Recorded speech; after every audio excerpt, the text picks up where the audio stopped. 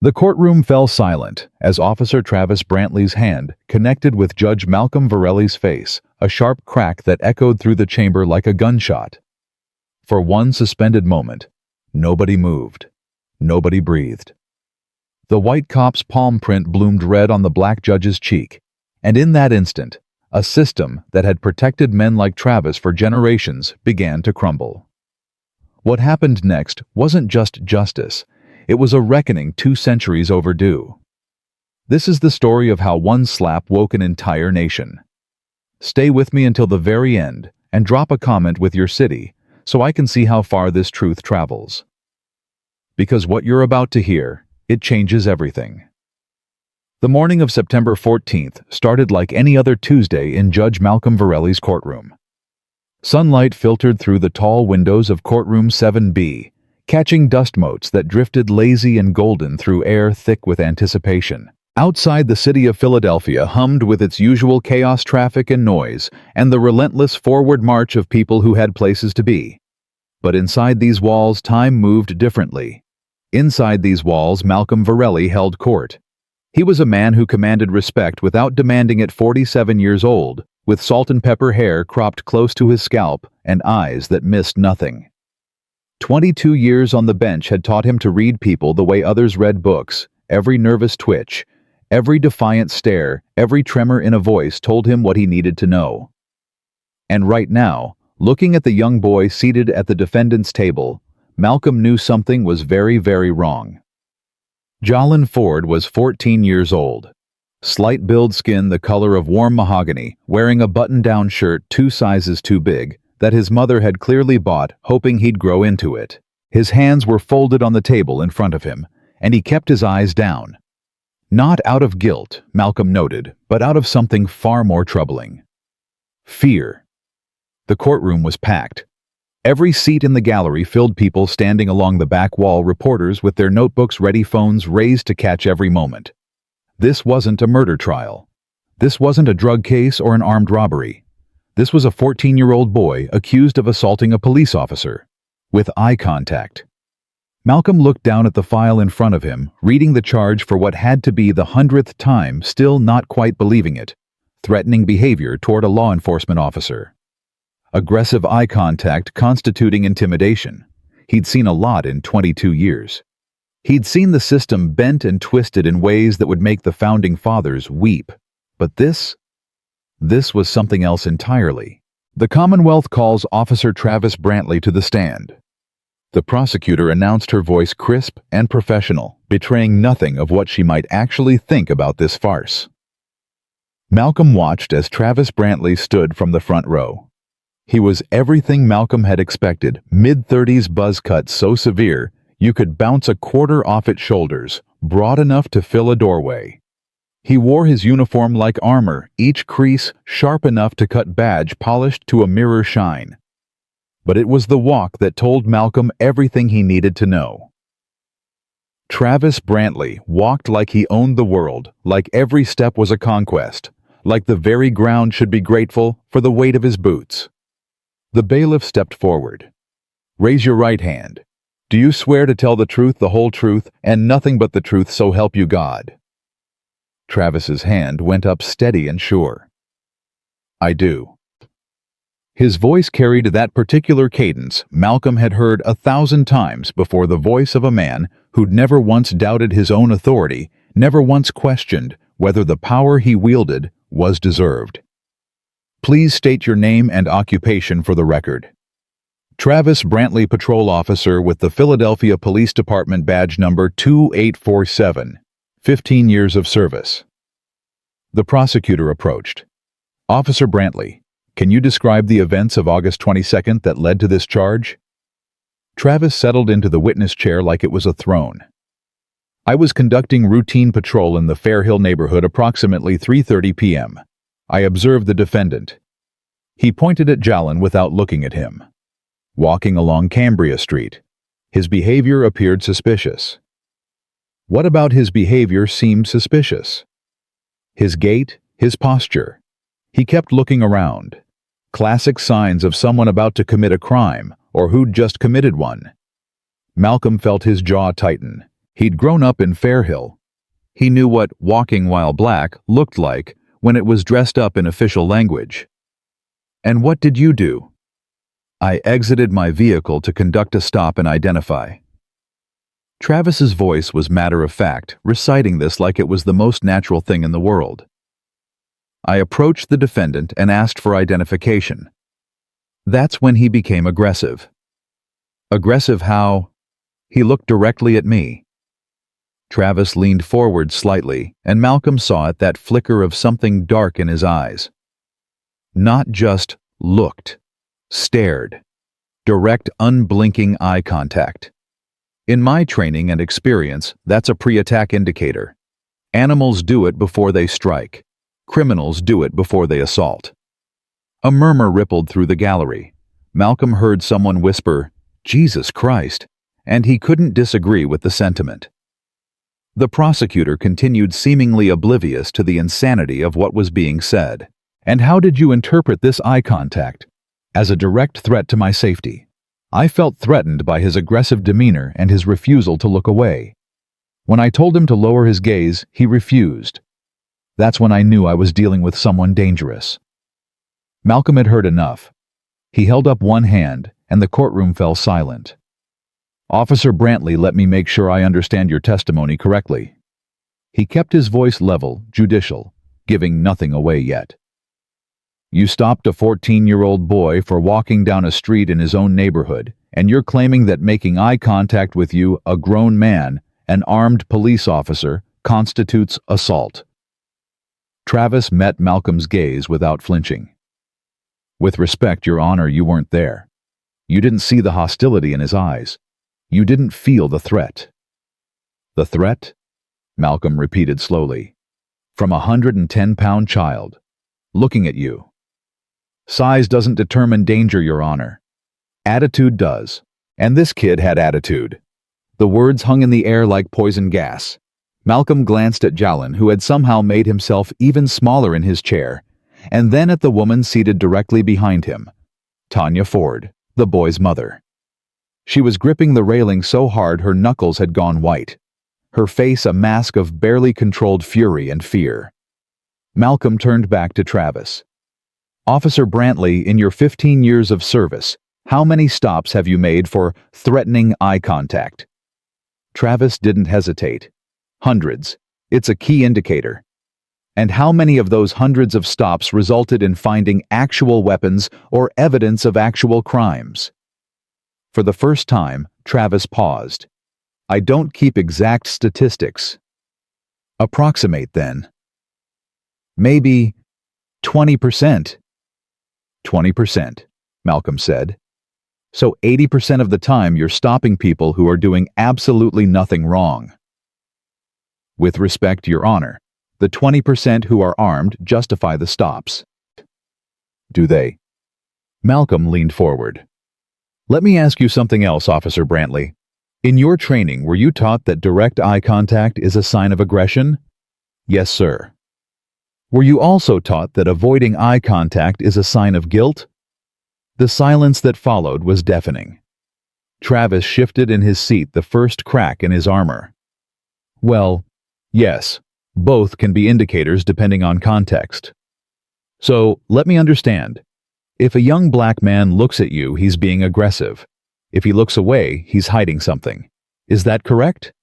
That's oversimplifying." "Is it?" Malcolm's voice cut like a blade. "Because, from where I'm sitting, it sounds like you've created a system where a black child can't walk down his own street without being stopped, and he can't look at the officer stopping him without being charged with assault. Tell me, Officer Brantley, what exactly should he have done?" The murmur in the gallery grew louder. Travis's face was flushing red now, his composure starting to crack. "He should have shown respect," Travis said, his voice rising. "He should have understood that when an officer gives you an order to lower his eyes," Malcolm interrupted. "Like some kind of, what, subordinate servant subject?" "No, Your Honor, that's not what I—" "Then what did you mean?" Malcolm's voice was quiet now, dangerous. "When you tell a child to lower his eyes, what message are you sending?" Travis opened his mouth, closed it, then opened it again. I was ensuring my safety. By making a child avert his gaze, by making him look down, by making him submit. Malcolm let each word land like a hammer blow. Officer Brantley, let me ask you something, and I want you to think very carefully before you answer. The courtroom was so quiet, you could hear hearts beating. If Jalen Ford had been white, if he'd been a white 14-year-old boy walking down that same street, wearing that same outfit, looking at you with those same eyes, would you have stopped him? The question hung in the air like smoke. Travis's jaw worked. His hands gripped the arms of the witness chair. Malcolm could see the calculation happening behind his eyes, the weighing of truth against consequence, the measuring of what he could say versus what he wanted to say. I stop suspects based on behavior, not race. Travis finally said the words coming out mechanical, rehearsed. The color of someone's skin has no bearing on my decision to conduct a stop. That wasn't what I asked, Malcolm said softly. I asked if you would have stopped him if he were white. It's a yes or no question, Officer Brantley. Objection. The prosecutor was on her feet. Your Honor, this line of questioning is prejudicial and overruled. Malcolm didn't take his eyes off Travis. Answer the question, officer. Travis's face had gone from red to purple. Every situation is different, Your Honor. I can't make hypothetical. You can't answer, Malcolm said flatly, because you know the answer and you know how it sounds. Behind him, Tanya Ford made a sound half-sob, half-laugh, all pain. Malcolm glanced back and saw tears streaming down her face, her hand pressed to her mouth. Your Honor, she called out, her voice breaking. Please, please, he's just a boy. He didn't do anything. He just looked at him. The bailiff moved toward her. Ma'am, you need to remain quiet. He's 14 years old. Tanya was standing now, and Malcolm could see her whole body shaking. He's never been in trouble, never even got detention, and this man, this officer, wants to give him a record because he looked at him. What kind of world? Ms. Ford, Malcolm said gently, and something in his voice made her stop. I understand your frustration. I share it. But I need you to trust me and let me do my job. Can you do that? Tanya looked at him, really looked at him, and Malcolm saw the moment she understood, the moment she realized he was on her side. She nodded slowly and sank back into her seat, but she kept her hand on Jalen's shoulder. Malcolm turned back to Travis, who was watching this exchange with something that looked almost like disgust. Your Honor, Travis said. With respect, this kind of disruption is exactly what I'm talking about. This family doesn't respect authority. The mother just disrupted your courtroom. The mother, Malcolm interrupted, his voice ice cold, is watching her 14-year-old son face criminal charges for the crime of being black in public. I'd say disruption is the least she's entitled to. The gallery erupted. Applause, shouts of agreement, the sounds of people who'd been holding their breath for too long finally exhaling. The prosecutor looked panicked, the defense attorney looked vindicated, and Travis Brantley looked like he wanted to leap over the witness stand and shut everyone up by force. Order. Malcolm's gavel came down once, twice, 3 times. I will have order in this courtroom. The noise subsided, but the energy remained crackling and alive, dangerous and hopeful all at once. Malcolm took a breath. Officer Brantley, I'm going to ask you one more time, and I'm going to ask you to think very carefully about your answer. In your 15 years of service, have you ever even once arrested a white teenager for making eye contact with you? The silence stretched out. 5 seconds. 10. 15. No. Travis finally said the word, barely audible. No, Malcolm repeated. Thank you for your honesty. Now let me ask you this, in those same 15 years, how many black teenagers have you arrested for behavior you deemed aggressive or threatening? I don't keep track of estimate. Travis's hands were clenched into fists now. Dozens, maybe more. Dozens. Malcolm sat back in his chair, suddenly exhausted. Officer Brantley, do you understand what you're describing? You're describing a pattern. You're describing systemic racism. Objection. The prosecutor was up again. Your Honor, the officer's past conduct is not— It is absolutely relevant, Malcolm shot back, when we're determining whether this stop was legitimate, or whether it was the latest in a long pattern of racial profiling and abuse of power. He turned back to Travis. Continue, officer. Tell us about these dozens of black teenagers. What happened to them? Travis's face had gone from purple to gray. Some were arrested, some were released with warnings. How many were actually found to have committed crimes? I don't? How many, Officer Brantley? Maybe a third. A third, Malcolm said. So 2/3 of the black teenagers you stopped and arrested and traumatized were completely innocent. Is that correct? They weren't innocent. They were suspicious. By what measure? Malcolm's voice was rising now despite his best efforts to keep it level. By the measure of their skin color, by the measure of walking in their own neighborhoods, by the measure of daring to exist in public while black. Your Honor, this is completely inappropriate. What's inappropriate? Malcolm said, his voice cutting through the prosecutor's objection like a knife is charging a child with assault for making eye contact. What's inappropriate is a system that allows officers like you to terrorize communities of color without consequence. What's inappropriate is that I'm sitting here in 2023, 2.5 centuries after we allegedly created a nation of equals, listening to a grown man explain why he felt threatened by a child's eyes. The gallery was on its feet now. Phones were up recording live streaming. Malcolm could see the red recording lights blinking like angry stars.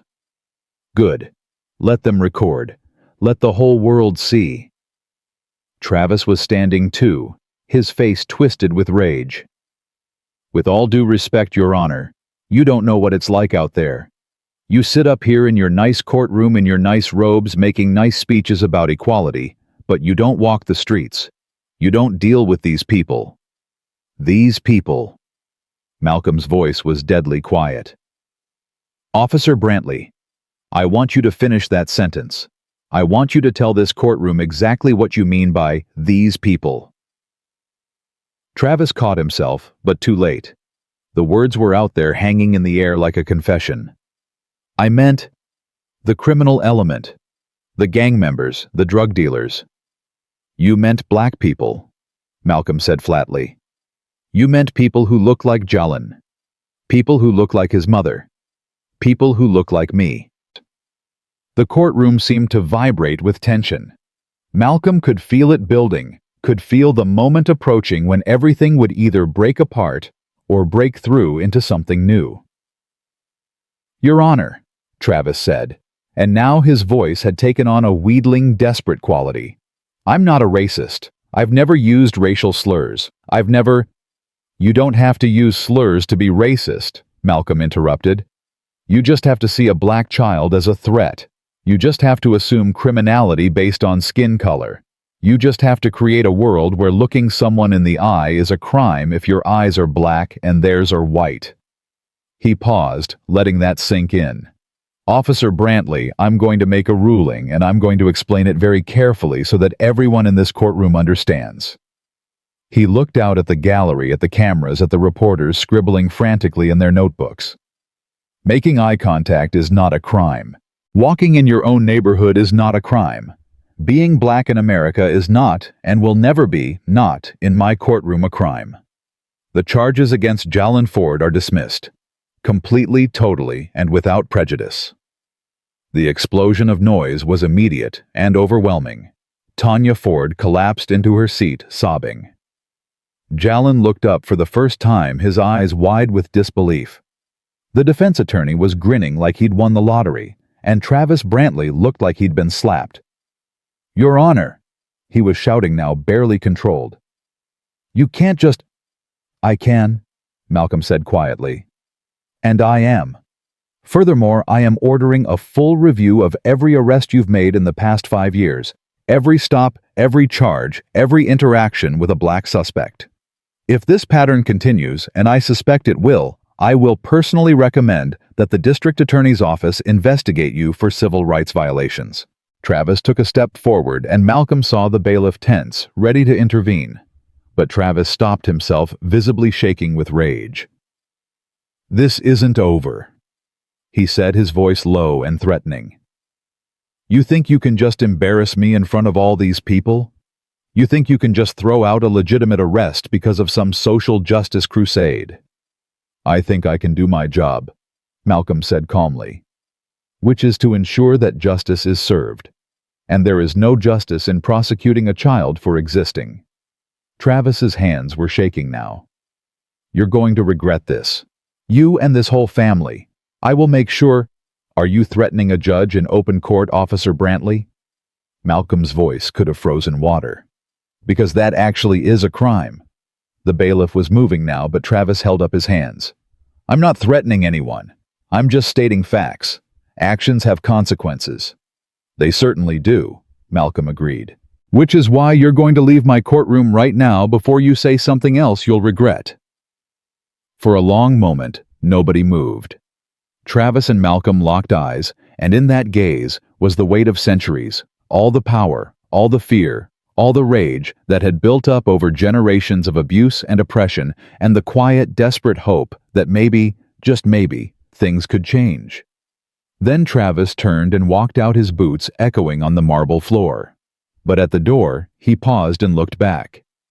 "This isn't justice," he said. "This is politics. And politics doesn't protect anyone when the real criminals come calling."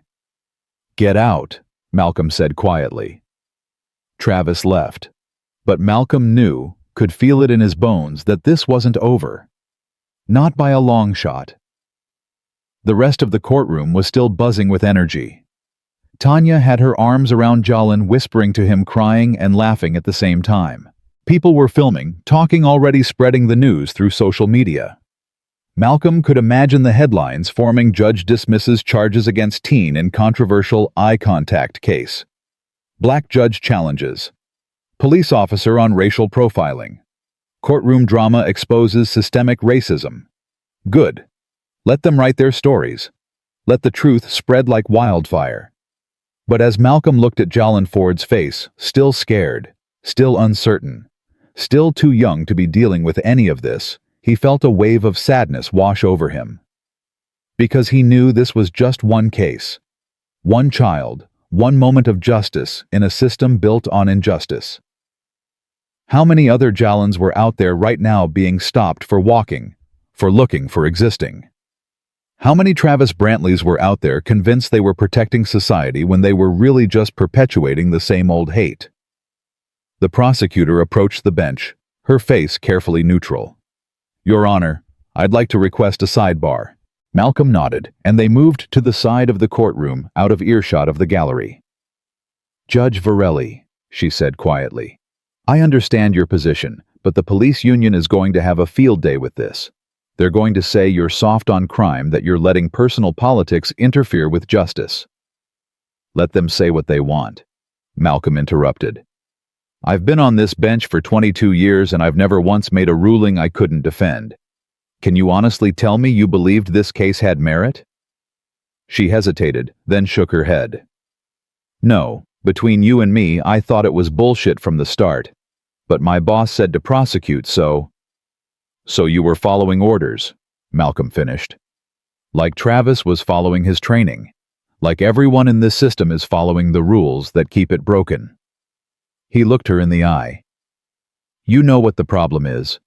We've all become so good at following orders that we've forgotten how to do what's right."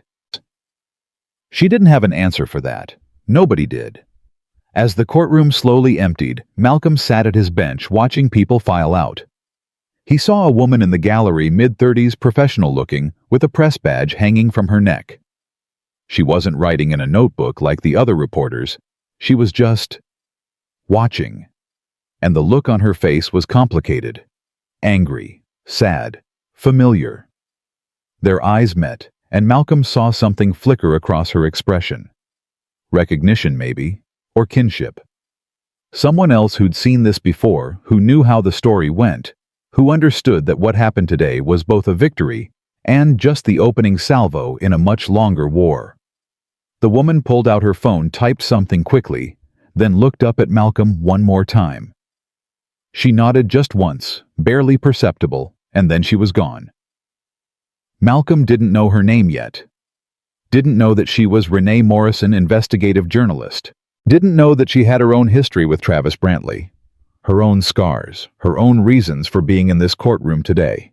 He'd learn all of that soon enough. But for now, he had one more thing to do. He beckoned to the bailiff. Have the clerk pull every case file involving Officer Travis Brantley from the past 5 years. Every arrest, every testimony, every interaction with the court. I want them on my desk by tomorrow morning. The bailiff's eyes widened. Your Honor, that could be hundreds of cases. Then we'd better get started, Malcolm said. As he gathered his files and prepared to leave, he felt it again, that electricity in the air, that sense of something shifting, changing, breaking free.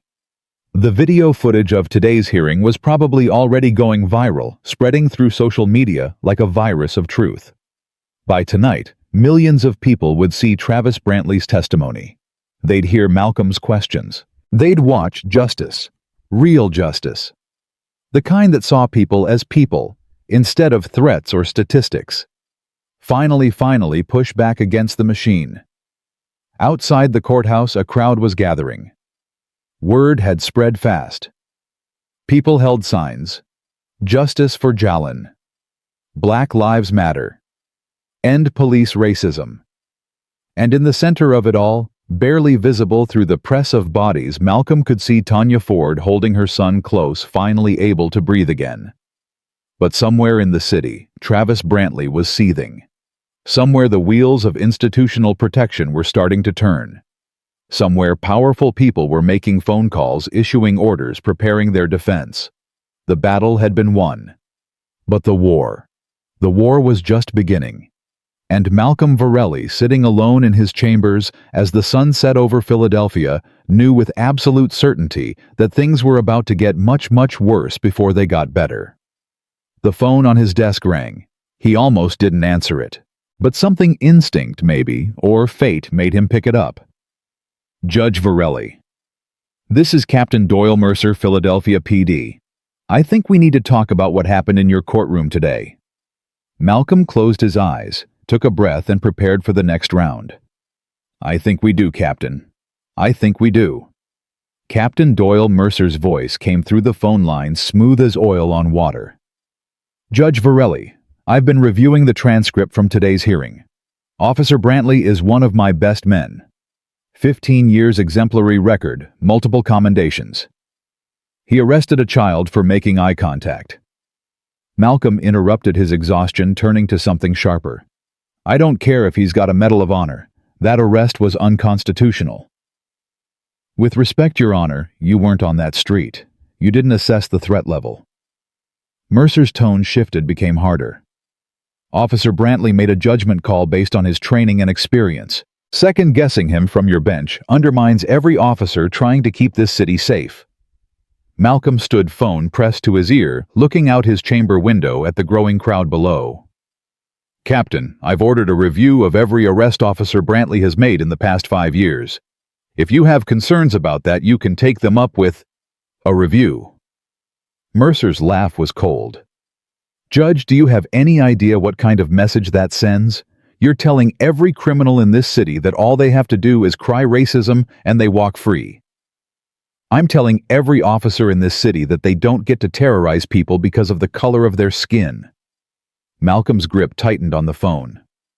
If that undermines Officer Brantley's authority, then maybe his authority deserves to be undermined.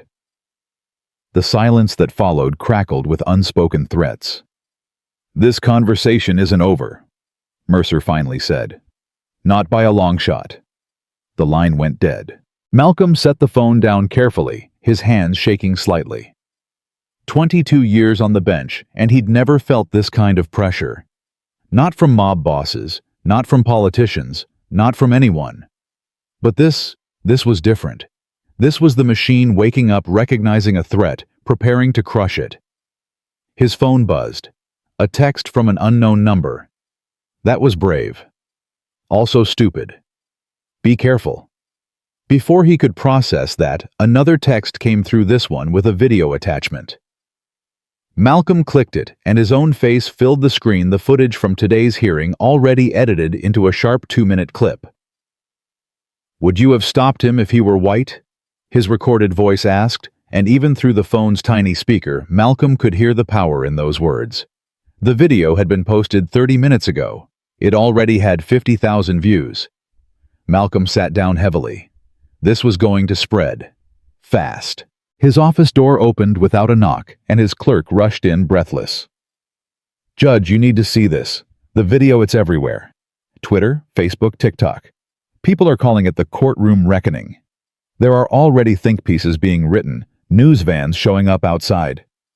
"Slow down," Malcolm said, but his heart was racing. "How bad is it?" "Bad, Judge, it's not bad, it's massive. You're trending nationwide. The NAACP just released a statement praising your courage. The police union released one condemning your judicial activism. CNN wants an interview. Fox News is calling you a race-baiting activist, Judge. Your name is everywhere." Malcolm closed his eyes. In his career, he'd always tried to stay out of the spotlight to let the law speak for itself. But the law had been silent too long about too many things. "No interviews," he said finally. "Not yet. Tell them I stand by my ruling and I have nothing more to say at this time." The clerk nodded and hurried out, leaving Malcolm alone with the weight of what he'd just unleashed. The woman from the gallery, the one with the press badge who'd been watching so intently, was named Renee Morrison. She sat in her car outside the courthouse, hands gripping the steering wheel, knuckles white. She'd told herself she was there for a story, just a story. Another case of police overreach. Another young black kid caught in the gears of a broken system. She'd covered hundreds of them. But watching Travis Brantley on that stand, watching him justify his actions with the same arrogant certainty she remembered so well, it had ripped open something she'd spent 3 years trying to seal shut. 3 years since her own encounter with Officer Travis Brantley. 3 years since the night that changed everything. She'd been driving home from a late shift at the newsroom, her mind on the story she'd just filed about municipal corruption. The red and blue lights in her rearview mirror had been sudden, unexpected. She'd pulled over on a quiet street in West Philadelphia, hands visible on the wheel, wondering what she'd done wrong. Travis Brantley had appeared at her window, flashlight in her face. "License and registration." "Of course, officer. Can I ask why you pulled me over?" "Broken taillight." But Renee had just had her car inspected. Both taillights were fine. She'd said as much, politely, respectfully. That's when Travis's expression had changed. "You questioning me?" "No, sir, I just—" "Step out of the vehicle." And then it had escalated. Fast. Too fast. His hands rough on her arms, spinning her around, pressing her against the car. The cuffs biting into her wrists. Her credentials falling from her purse onto the pavement, press badge, glinting under the streetlight. "You're a reporter," Travis had said, and something ugly had entered his voice. "You one of those people who writes hit pieces on cops, makes us out to be the bad guys." "I write the truth." Renee had managed her face pressed against cold metal. "The truth." Travis had laughed. "Let me tell you what the truth is going to be. You resisted arrest. You tried to flee. You reached for my weapon. That's what my report will say. And who do you think they'll believe, a decorated officer or some reporter with an agenda?" He'd kept her in handcuffs for an hour. Photographed her for his records. Made her stand on that dark street while cars passed and people stared, and she felt something inside her break apart. In the end, he'd let her go. No charges filed. No record. Just a warning. Be more careful who you write about. Accidents happen to people who don't know when to keep their mouths shut. Renee had filed a complaint. It had gone nowhere. The department had investigated itself and found no wrongdoing. Her editor had advised her to let it go, not to make herself a target. So she had. She'd buried it deep, had tried to move on, but she'd never forgotten. And now, sitting in her car, watching that video of Judge Malcolm Varelli dismantle Travis Brantley piece by piece, she felt something she hadn't felt in 3 years. Hope. Her phone rang. Her editor. "Renee, please tell me you were in that courtroom." "Front row," she said, I need everything. Full story interviews, background on the judge, the kid, the cop. This is national news, and we need to own it. Renee's mind was already racing. I can do better than that. I can prove this isn't an isolated incident. I have my own encounter with Brantley, and I'm betting I'm not the only one. What are you talking about? A pattern, Renee said, her voice steady now, purposeful. Travis Brantley has been doing this for years. Stopping people, harassing them, threatening them. We just need to find the others. That's investigative work. That takes time. Then I'd better get started, Renee interrupted. This story is bigger than one courtroom moment. This is about a system that protects predators with badges, and I'm going to expose it. She hung up before her editor could object, already pulling up databases cross-referencing names following threads. If Travis Brantley had done this to her, had done this to Jalen Ford, how many others were out there? How many victims had been silenced, threatened, intimidated into silence? She was about to find out. By the next morning, Malcolm's chambers looked like a war room. Case files covered every surface. Hundreds of arrests, all bearing Travis Brantley's name. His clerk and 2 paralegals worked through them, systematically flagging patterns, noting inconsistencies. "Judge, you need to see this," his senior clerk said, holding up a file. Micah Green, age 17, arrested by Brantley 2 years ago for loitering with intent. Held overnight in county lockup. Charges dropped the next day with no explanation. Malcolm took the file, scanning it quickly. No explanation for the arrest or the dismissal. None. But look at the arrest report. The clerk pointed. Brantley claims Green was acting suspiciously in a high-crime area and appeared to be casing vehicles for theft. But there's no evidence of any crime. No stolen goods, no burglary tools, nothing. The kid was just standing on a street corner. At what time?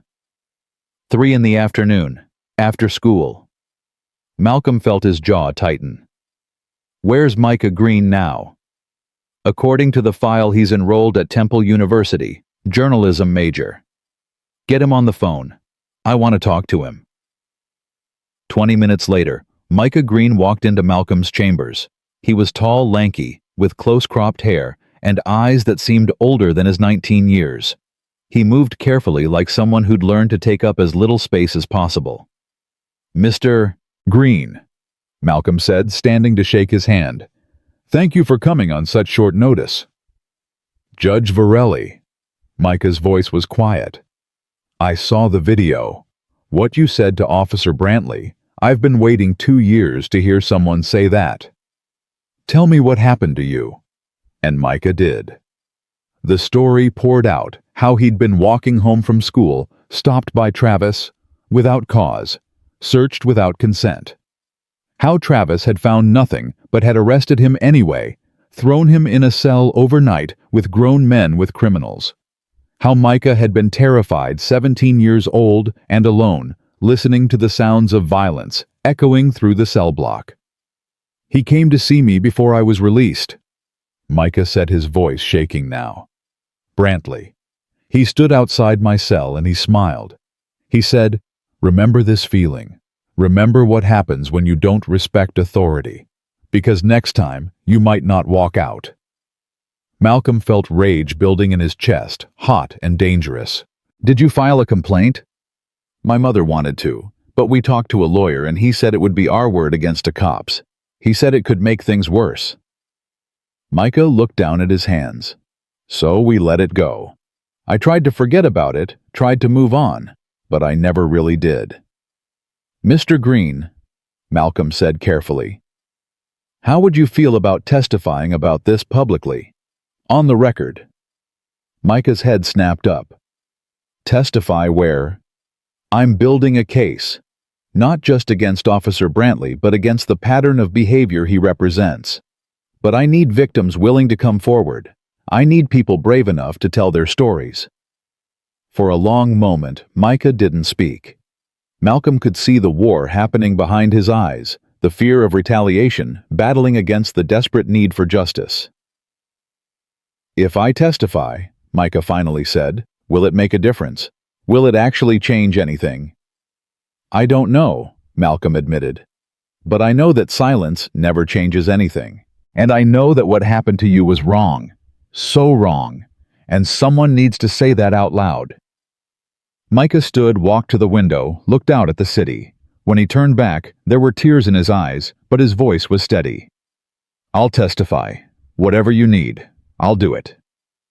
The news of Malcolm's investigation spread like wildfire. Within 48 hours, 3 more victims had come forward.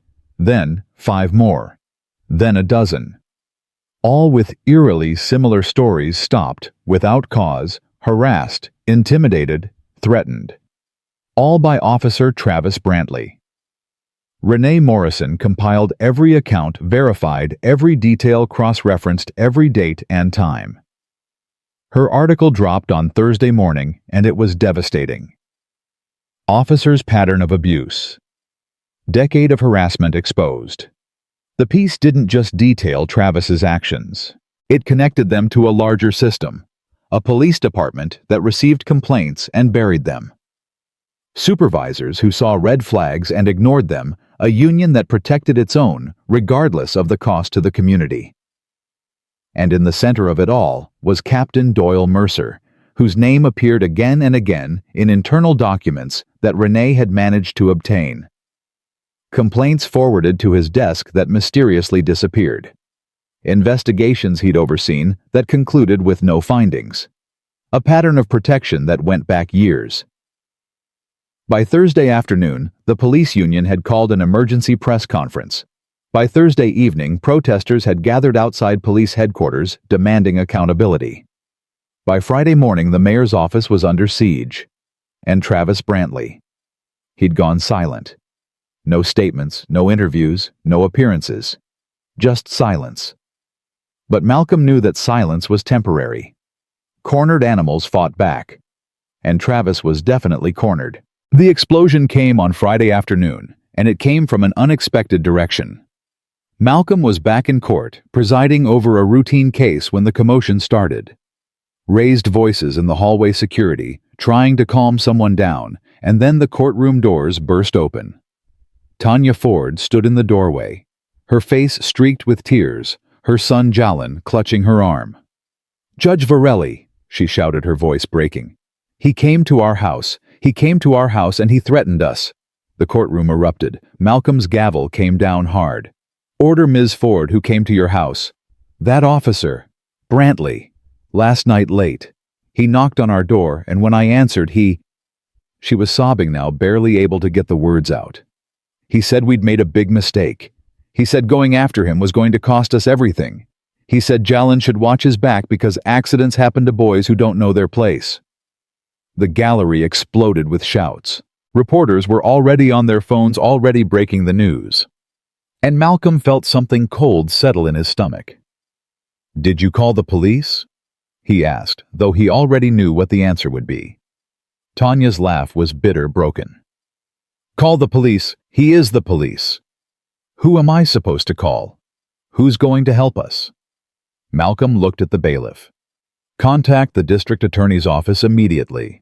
I want a protective order issued for the Ford family, and I want Officer Brantley brought in for questioning regarding witness intimidation." "Your Honor," the prosecutor in the current case said hesitantly. "With respect, we only have Ms. Ford's word that Officer Brantley was actually there." "Are you calling me a liar?" Tanya spun on the prosecutor, and Malcolm saw rage replace fear in her eyes. "You think I'm making this up? Why would I come here, put myself out there like this, if it wasn't true?" "Ms. Ford," Malcolm said gently but firmly, "I believe you. Do you have any evidence, security camera footage, neighbors who might have seen him?" "We don't have security cameras. We can barely afford rent." Tanya's voice cracked. "And our neighbors, they're scared too. They know what happens to people who cross the police." Malcolm made a decision that he knew would bring the system down on his head. "Bailiff, I want Officer Brantley's service weapon and badge surrendered pending investigation. I want him placed on administrative leave effective immediately." The prosecutor looked panicked. "Your Honor, you don't have the authority to..." I have the authority to ensure witness safety in cases before my court, Malcolm interrupted. And if the police department won't protect the Ford family, then I will. Get me the district attorney on the phone, now. The bailiff moved to comply, but before he could reach the phone, the courtroom doors opened again. Travis Brantley walked in. The silence was instant and total. Every eye in the courtroom turned to watch him enter, to watch him walk down the center aisle in full uniform, badge gleaming weapon visible at his hip. He looked directly at Malcolm and smiled. "Your Honor," Travis said, his voice carrying through the silent courtroom. "I heard there were some accusations being made. I thought I should be here to defend myself." Malcolm's hand moved to his gavel, gripping it like a weapon. "Officer Brantley, you're interrupting." "Am I?" Travis stopped a few feet from the bench, arms crossed. "Because it sounds like you were about to issue orders regarding my employment without even giving me a chance to respond. That doesn't seem very judicial." The threat in his tone was unmistakable. Malcolm could feel the tension in the room ratcheting up, could sense everyone holding their breath. "Did you go to Ms. Ford's residence last night?" Malcolm asked, his voice steady. "I don't recall," Travis said casually. "I make a lot of stops in my patrol area. Could have been anywhere." "That's not an answer. It's the only answer you're getting without my union rep present." Travis's smile widened. "See, Your Honor, the thing about accusations is that they need proof. And the thing about proof is that it's really easy to discredit when it comes from people with credibility problems." "Are you threatening this witness?" Malcolm asked quietly. "I'm stating facts. Ms. Ford has a son with a juvenile record now." "Dismissed charges," Malcolm interrupted. "Wrongful charges." "That's your opinion, but the arrest is still on record. And arrests have a funny way of following people around, don't they? Affecting their housing applications, their job prospects, their ability to be believed in court." The air in the courtroom felt combustible. Malcolm watched Travis Brantley stand there, uniform, perfect smile poisonous, making his threats in the open where everyone could hear them, but coded just carefully enough to maintain deniability. "Officer Brantley," Malcolm said, and his voice cut through the tension like a blade through silk. "You seem to be operating under a fundamental misunderstanding about how power works." Travis's smile faltered slightly. "Your Honor, you think because you have a badge and a gun you're untouchable. You think you can intimidate witnesses, threaten families, abuse your authority, and the system will protect you." Malcolm stood slowly, and something in his movement made the entire courtroom lean forward. "But here's what you don't understand. I don't care about your badge, I don't care about your union, I don't care about whatever protection you think you have. Your Honor, I really think—" "I'm not finished." Malcolm's voice dropped to something quiet and deadly. "You want to threaten someone. You want to make veiled implications about consequences and credibility. Then don't threaten a 14-year-old boy. Don't threaten his mother who's just trying to protect her child." Malcolm stepped down from the bench, moving around it to stand at the same level as Travis. The bailiff tensed, unsure whether to intervene. The entire gallery held its breath. "If you want to threaten someone," Malcolm said softly, "then threaten me." The words hung in the air like a thrown gauntlet. Travis's face went through several expressions in rapid succession: shock, rage, calculation. His hands clenched into fists at his sides. "You don't know what you're doing," he said, his voice shaking. "You don't know who you're messing with." "I know exactly who I'm dealing with," Malcolm replied. "A bully, a coward, someone who's used his position to terrorize people weaker than him for so long that he's forgotten what it's like to face someone who isn't afraid." "I could destroy you," Travis hissed, stepping closer. "One phone call, one leaked story about your record, your past cases, anything. The union has lawyers who would bury you." "Then do it." Malcolm didn't move back an inch. "Make your call. Leak your stories. But understand this: every move you make against me is another piece of evidence. Every threat is another charge. Every word out of your mouth right now is being recorded by a dozen phones in this gallery." Travis's eyes darted to the gallery, and Malcolm saw him realize his mistake. Phones were indeed up, red recording lights blinking. The reporters weren't even trying to hide it anymore. "You set me up," Travis said, and now there was something wild in his eyes. "This whole thing, the hearing the questions, bringing the mother here, you set me up." "I gave you a chance to tell the truth," Malcolm corrected. "You chose to double down on lies and intimidation instead. That's on you." For a moment, nobody moved. The courtroom was frozen in time, waiting to see what Travis would do, how far he would go. Then Travis laughed. It was an ugly sound full of bitterness and rage. "You think you're some kind of hero? You think this makes you the good guy?" He gestured at the gallery, at the phones, at the whole scene. "You're just another judge who wants to be famous. Another politician in robes." "No," came a voice from the back of the courtroom. "He's the first judge who's had the courage to call you what you are." Everyone turned. Micah Green stood in the doorway, flanked by two other young men Malcolm didn't recognize. Behind them, more people were filing in, a growing crowd of faces, young and old, all black, all with the same expression of determined anger. "I'm Micah Green," he said, walking down the aisle.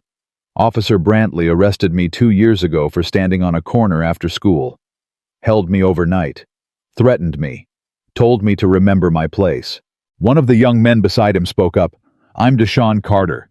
Brantley stopped me for matching the description of a suspect. There was no suspect. He made me sit on the curb for an hour while he ran my name trying to find anything to arrest me for." The third man stepped forward. "Marcus Webb. Brantley pulled me over for a broken taillight that wasn't broken. Searched my car without consent. When I asked for his badge number, he told me that questioning police was a good way to end up in a body bag." Travis's face had gone pale. This is witness coordination. This is a setup. Your Honor, this is completely inappropriate." "What's inappropriate?" Renee Morrison said, standing from her seat in the gallery. "Is that I've found 37 documented complaints against you in the past decade. 37, and not one of them was properly investigated." She walked forward, holding a thick folder. "I'm Renee Morrison, investigative journalist. And I have records, official police records, showing that Captain Doyle Mercer personally dismissed or buried every single complaint filed against Officer Brantley. Every single one." Travis spun to face her. "You can't. Those are confidential personnel files." "They were," Renee agreed. "Until someone inside your department got tired of watching you get away with it and leaked them to me. Seems you're not as popular with your fellow officers as you thought." The courtroom erupted. Shouts, gasps, the sound of reporters frantically typing. Travis looked like a cornered animal, his eyes darting from face to face, looking for an ally and finding none. "This is a witch hunt," he shouted over the noise. "This is a coordinated attack on law enforcement by activists and race baiters who want to see this city burn." "No," Malcolm said quietly, and somehow his voice cut through the chaos. "This is accountability. This is what happens when the system finally works the way it's supposed to." Travis turned back to Malcolm, and something had broken loose inside him. His professional mask was gone, replaced by raw, undiluted rage. "You self-righteous son of a... You think you're better than me. You think because you put on those robes, you're somehow above the people who actually keep this city safe." "I think I took an oath to uphold the law," Malcolm said. "The same oath you took. The difference is, I remember taking it." "The law." Travis's laugh was jagged, hysterical. "The law is whatever we say it is. It's whatever keeps order, whatever keeps them in line." "Them," Malcolm interrupted. "Say what you mean, Officer Brantley. Who is them?" Travis's face twisted. "You know who I mean. The criminals. The gang members, the people who make our jobs impossible." "The black people," Micah Green said from his position in the aisle. "Just say it. That's what you mean. That's what you've always meant." "I'm not a racist," Travis roared, and spittle flew from his lips. I've arrested white criminals, I've helped black victims, I don't see color. You see nothing but color, Malcolm said. Every stop you make, every arrest, every threat, it's all based on the color of someone's skin. And you've gotten away with it for so long that you actually believe your own lies. Travis took a step toward Malcolm, and the bailiff finally moved hand on his weapon. But Travis ignored him, focused entirely on the judge who'd torn his world apart. You want to destroy me? Travis said, his voice dropping to something quiet and venomous. Fine. But I'm taking you with me. I'm taking this whole corrupt system with me. You think you're clean? You think you're perfect. I've got friends, Judge. I've got connections. And they're going to dig into every case you've ever ruled on, every decision you've ever made, and they're going to find something. They always find something. Then I hope they do, Malcolm said. Because unlike you, I can defend my record. Unlike you, I don't have anything to hide. Something in Travis snapped. Malcolm saw it happen, saw the moment when rage overwhelmed whatever self-preservation instinct Travis had left.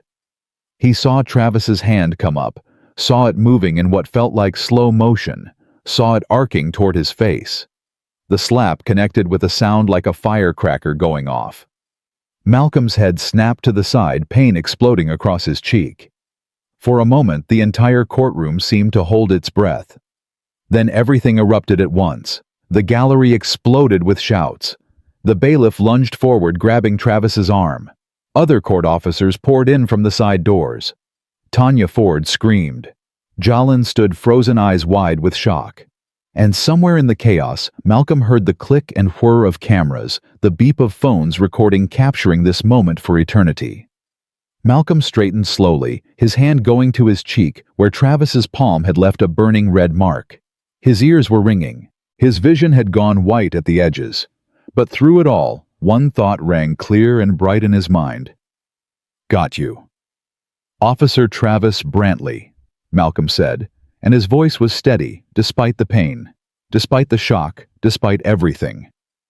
You are under arrest for assault on a judicial officer. You have the right to remain silent. I'm not being arrested by you. Travis struggled against the bailiffs holding him, his face purple with rage. You can't arrest me. I'm a police officer. I have immunity. Immunity doesn't cover felony assault. Malcolm continued, motioning for the bailiffs to secure him properly. You have the right to an attorney, if you cannot afford an attorney. This is insane, Captain Mercer. Captain Mercer, call it off. Tell them I was defending myself. But Captain Doyle Mercer, who'd appeared in the doorway during the chaos, just stood there. His face was unreadable, but Malcolm could see the calculation happening behind his eyes. Mercer was weighing his options, deciding whether Travis was worth saving, or whether he'd become too much of a liability. The decision took about 3 seconds. Stand down, Brantley, Mercer said quietly. What, Captain, you can't? I said stand down. Mercer's voice was hard now. You just assaulted a judge in open court, in front of witnesses, on camera. There's nothing I can do for you now. The betrayal on Travis's face would have been almost pitiable if Malcolm had any pity left to give. You said I'd be protected, Travis hissed. You said as long as I did my job. Your job wasn't to slap a judge. Mercer interrupted. Your job wasn't to threaten witnesses. Your job wasn't to make the entire department look like a haven for racist thugs. He looked at Malcolm. Your Honor, I apologize for Officer Brantley's conduct. The Philadelphia Police Department does not condone. Save it, Malcolm said flatly. Ms. Morrison just told us you've been covering for him for a decade. You don't get to stand there and pretend you're shocked by his behavior when you're the one who enabled it. Mercer's jaw tightened. Your Honor, I've followed protocol on every complaint. Protocol that allowed you to bury complaints. Protocol that protected abusive officers. Protocol that valued the reputation of the department over the safety of the community. Malcolm gestured at the growing crowd in the gallery. Look at them, Captain. Look at the faces of the people your protocol has failed. The courtroom was packed now, standing room only. Word had spread fast. A cop slapped a judge. The system was finally breaking. Justice might actually be served. People had poured in from outside, from the protests, from their homes and jobs and lives. They stood in silence, watching, waiting to see what would happen next. Renee Morrison was filming on her phone, broadcasting live. Malcolm could see her screen, thousands of viewers already, the number climbing every second. This was going viral in real time. "Captain Mercer," Malcolm said, "I'm referring this matter to the U.S. Attorney's Office for federal prosecution. Officer Brantley's actions constitute a pattern of civil rights violations under color of law. And based on Ms. Morrison's evidence, I'm recommending that you be investigated as well for obstruction of justice and conspiracy to violate civil rights." Mercer's face went white. "Your Honor, you can't be serious." "I've never been more serious in my life." Malcolm looked at the bailiffs. "Take Officer Brantley into custody, federal custody. I want him processed at the U.S. Marshal's office, not the local police station." "You can't do that." Travis was struggling again, desperation replacing rage. "You don't have jurisdiction over federal." The courtroom doors opened again, and this time everyone fell silent. A woman in a dark suit walked in, flanked by two U.S. Marshals. She was mid-40s, black, with an air of absolute authority that made even Mercer straighten up. "Judge Varelli," she said, her voice carrying through the silent courtroom. "I'm Special Agent Diane Foster, FBI Civil Rights Division. We've been monitoring the situation, and I'm here to inform you that we're taking jurisdiction over Officer Brantley's case effective immediately." Malcolm felt something release in his chest. Relief, vindication, hope. "Agent Foster, that was fast." "We've had our eye on Officer Brantley for some time," Foster said, looking at Travis with cold contempt. "This incident just gave us the probable cause we needed to move forward. Officer Brantley, you're being placed under arrest for deprivation of rights under color of law, witness tampering, and assault on a federal judicial officer." "Federal judicial officer?" Travis looked confused. "He's a county judge." "Who presides over cases involving federal law," Foster interrupted, "which gives us jurisdiction. You assaulted him while he was performing his official duties. That's a federal offense." She nodded to the marshals, who stepped forward to take custody from the bailiffs. Travis looked from them to Mercer, his face a mask of disbelief. "Captain," he said, his voice breaking, "you can't let them do this. You said you promised—" "I promised to protect officers who did their jobs properly," Mercer said, but there was something hollow in his voice now.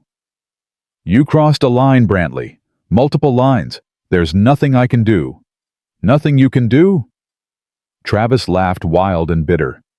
"Or nothing you will do, because I could tell them things, Captain. I could tell them about the quotas, about the directives to focus on certain neighborhoods, about the—" "Officer Brantley," Agent Foster said sharply, "I'd advise you to stop talking without your attorney present." But Travis was past hearing advice. The dam had broken and everything was pouring out. "You want to know about civil rights violations? Let's talk about civil rights violations. Let's talk about how the department has specific targets for arrests in black neighborhoods. Let's talk about how we're told to be proactive and aggressive in our enforcement." "Brantley, shut up." Mercer's face had gone from white to red. "You don't know what you're saying." "I know exactly what I'm saying." Travis wrenched free from the marshals for a moment, pointing at Mercer. "You trained us. You told us how to write reports to justify stops. You showed us how to use code words that would hold up in court. This isn't just me. This is the whole department. This is the system." Agent Foster's expression didn't change, but Malcolm saw her make a subtle gesture to one of the marshals, who immediately pulled out a recording device. "Officer Brantley," Foster said calmly, "are you stating for the record that Captain Mercer and other supervisors in the Philadelphia Police Department trained officers to conduct illegal stops and searches?" Travis seemed to realize what he'd done. His face went slack. I want a lawyer." "That's probably wise," Foster agreed. She looked at Malcolm. "Your Honor, we'll need to clear the courtroom and secure this as a federal crime scene. We'll also need your statement regarding the assault." Malcolm nodded, But before he could speak, Tanya Ford pushed through the crowd. "What about my son?" she asked, her voice trembling. "What about all the other people Brantley hurt? Are they just supposed to wait while you process paperwork?" Foster turned to her, and Malcolm saw something soften in the agent's expression. "Ma'am, I understand your frustration. But what happened here today, what your son's case exposed, this is going to lead to a much larger investigation. Officer Brantley isn't going to slip through the cracks this time. I promise you that." "Promises?" Tanya said bitterly. "The system's been making promises to people like us for centuries." "Then let us prove the system can actually work," Foster replied. "Let us show you that sometimes when enough people stand up and demand justice, they actually get it." Micah Green stepped forward. "Agent Foster, I was one of Brantley's victims. So were Deshaun and Marcus. We want to file federal complaints. We want to make sure this investigation goes deep enough to root out everyone who protected him." Foster nodded. "I'll take your statements. All of you. And I can promise you this: when the FBI investigates civil rights violations, we don't stop at the officer who pulled the trigger or threw the punch. We follow the chain of command all the way up." She looked at Mercer as she said it, and the captain flinched.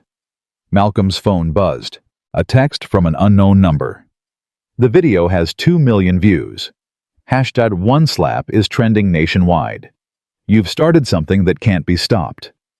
He looked up at the packed courtroom at the victims who'd found their voices, at the federal agents who were actually listening at the cameras, still recording at the crowd outside, chanting something he could just barely make out. "One slap, one wake. One slap, one wake." The chant was growing louder, spreading. Malcolm could hear it echoing through the courthouse halls, could imagine it rippling out across the city, across the country. One moment of violence that should have silenced him had instead amplified everything, had turned a match into a wildfire. Travis was being led away now, hands cuffed behind his back, the marshals on either side. As he passed Malcolm, he stopped, forcing them to stop with him. "You think you've won," he said, his voice low and venomous. "But you've just painted a target on your back. Every cop in this city is going to remember what you did here. And one day when you need help, when you need backup, when you're in trouble, you're going to call and nobody's going to come." Malcolm looked at him for a long moment. Then he said very quietly, "If that's the price of doing what's right, I'll pay it. Because I'd rather stand alone for justice than stand with a crowd for oppression." Travis's face twisted. "Martyr complex. That's all this is. You want to be remembered as the hero." "No," Malcolm said. "I just want to be able to look at myself in the mirror, something you've never been able to do." The marshals pulled Travis away, and this time, he didn't resist. He just walked, shoulders slumped, the reality of his situation finally sinking in. The crowd parted to let them through, silent, now watching justice, real, tangible justice, finally being served. When they were gone, Agent Foster approached Malcolm. "Judge Varelli, I need to ask you something off the record."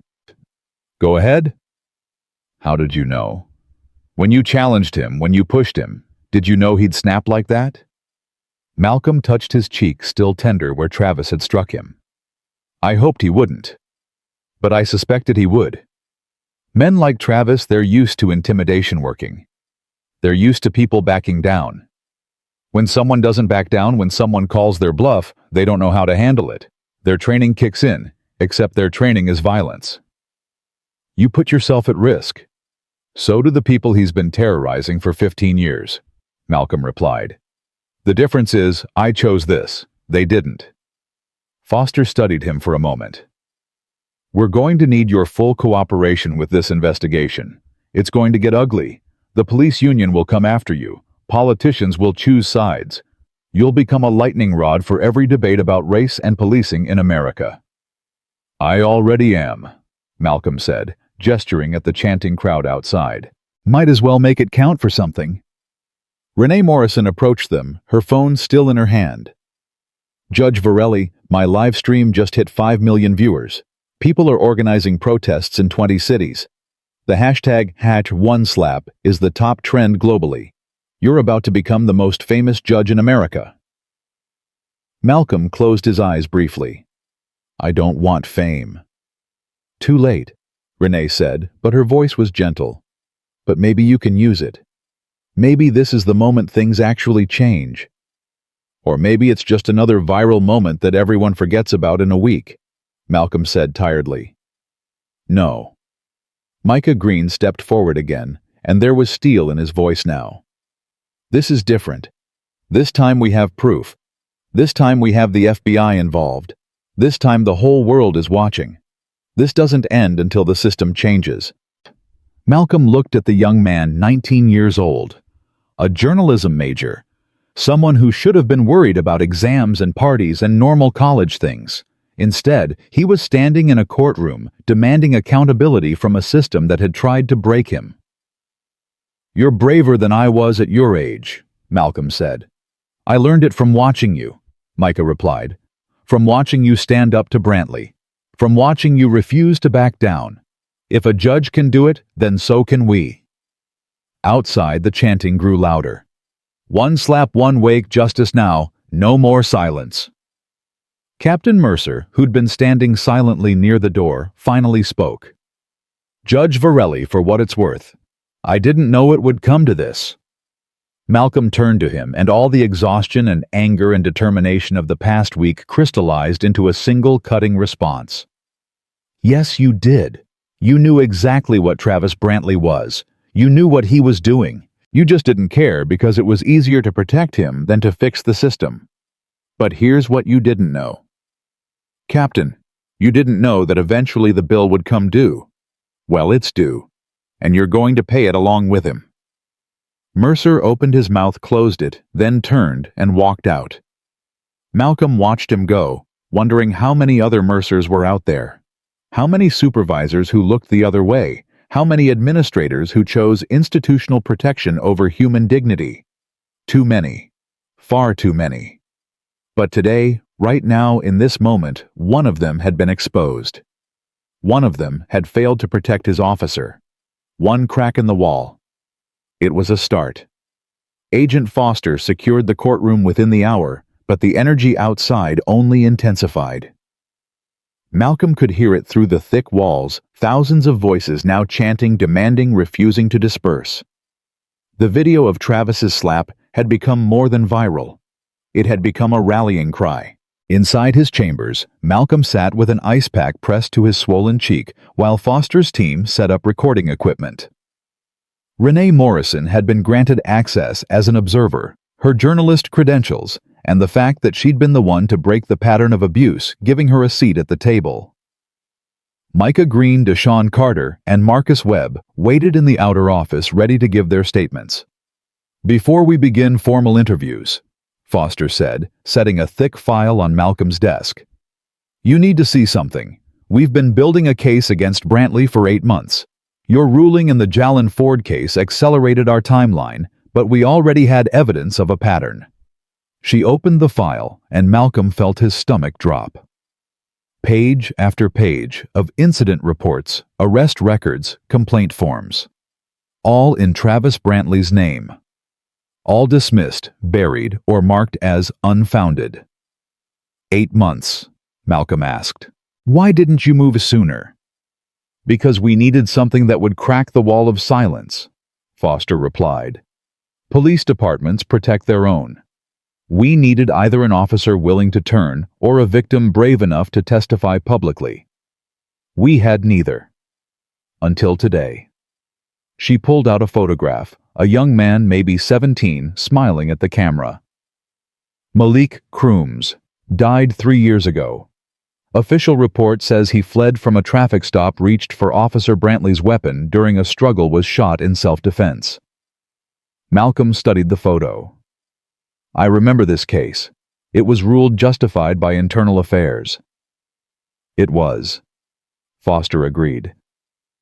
Except Malik Croom's mother never believed the official story. She hired a private investigator who found witnesses who told a different version. But the witnesses were all convicted felons, drug users, people the system doesn't believe, so the case stayed closed. Renee leaned forward, her pen hovering over her notebook. What did the witnesses say happened? They said Malik didn't run.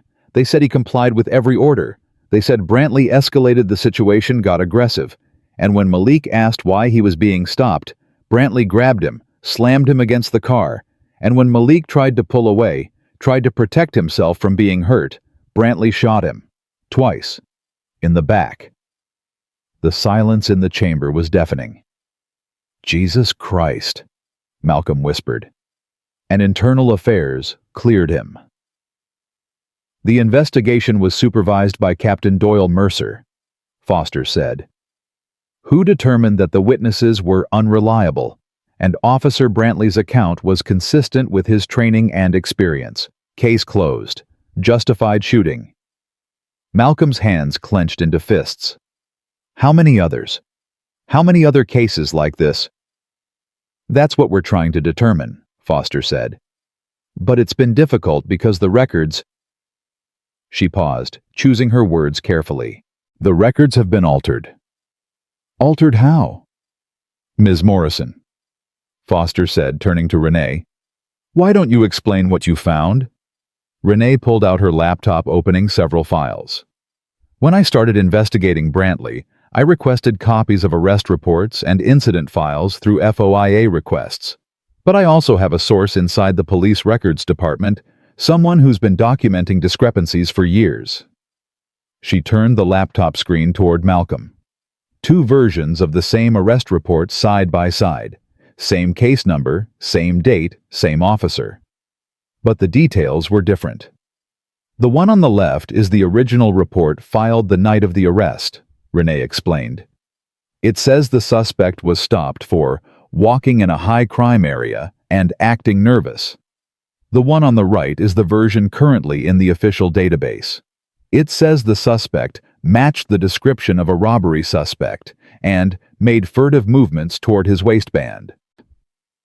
Malcolm stared at the discrepancies.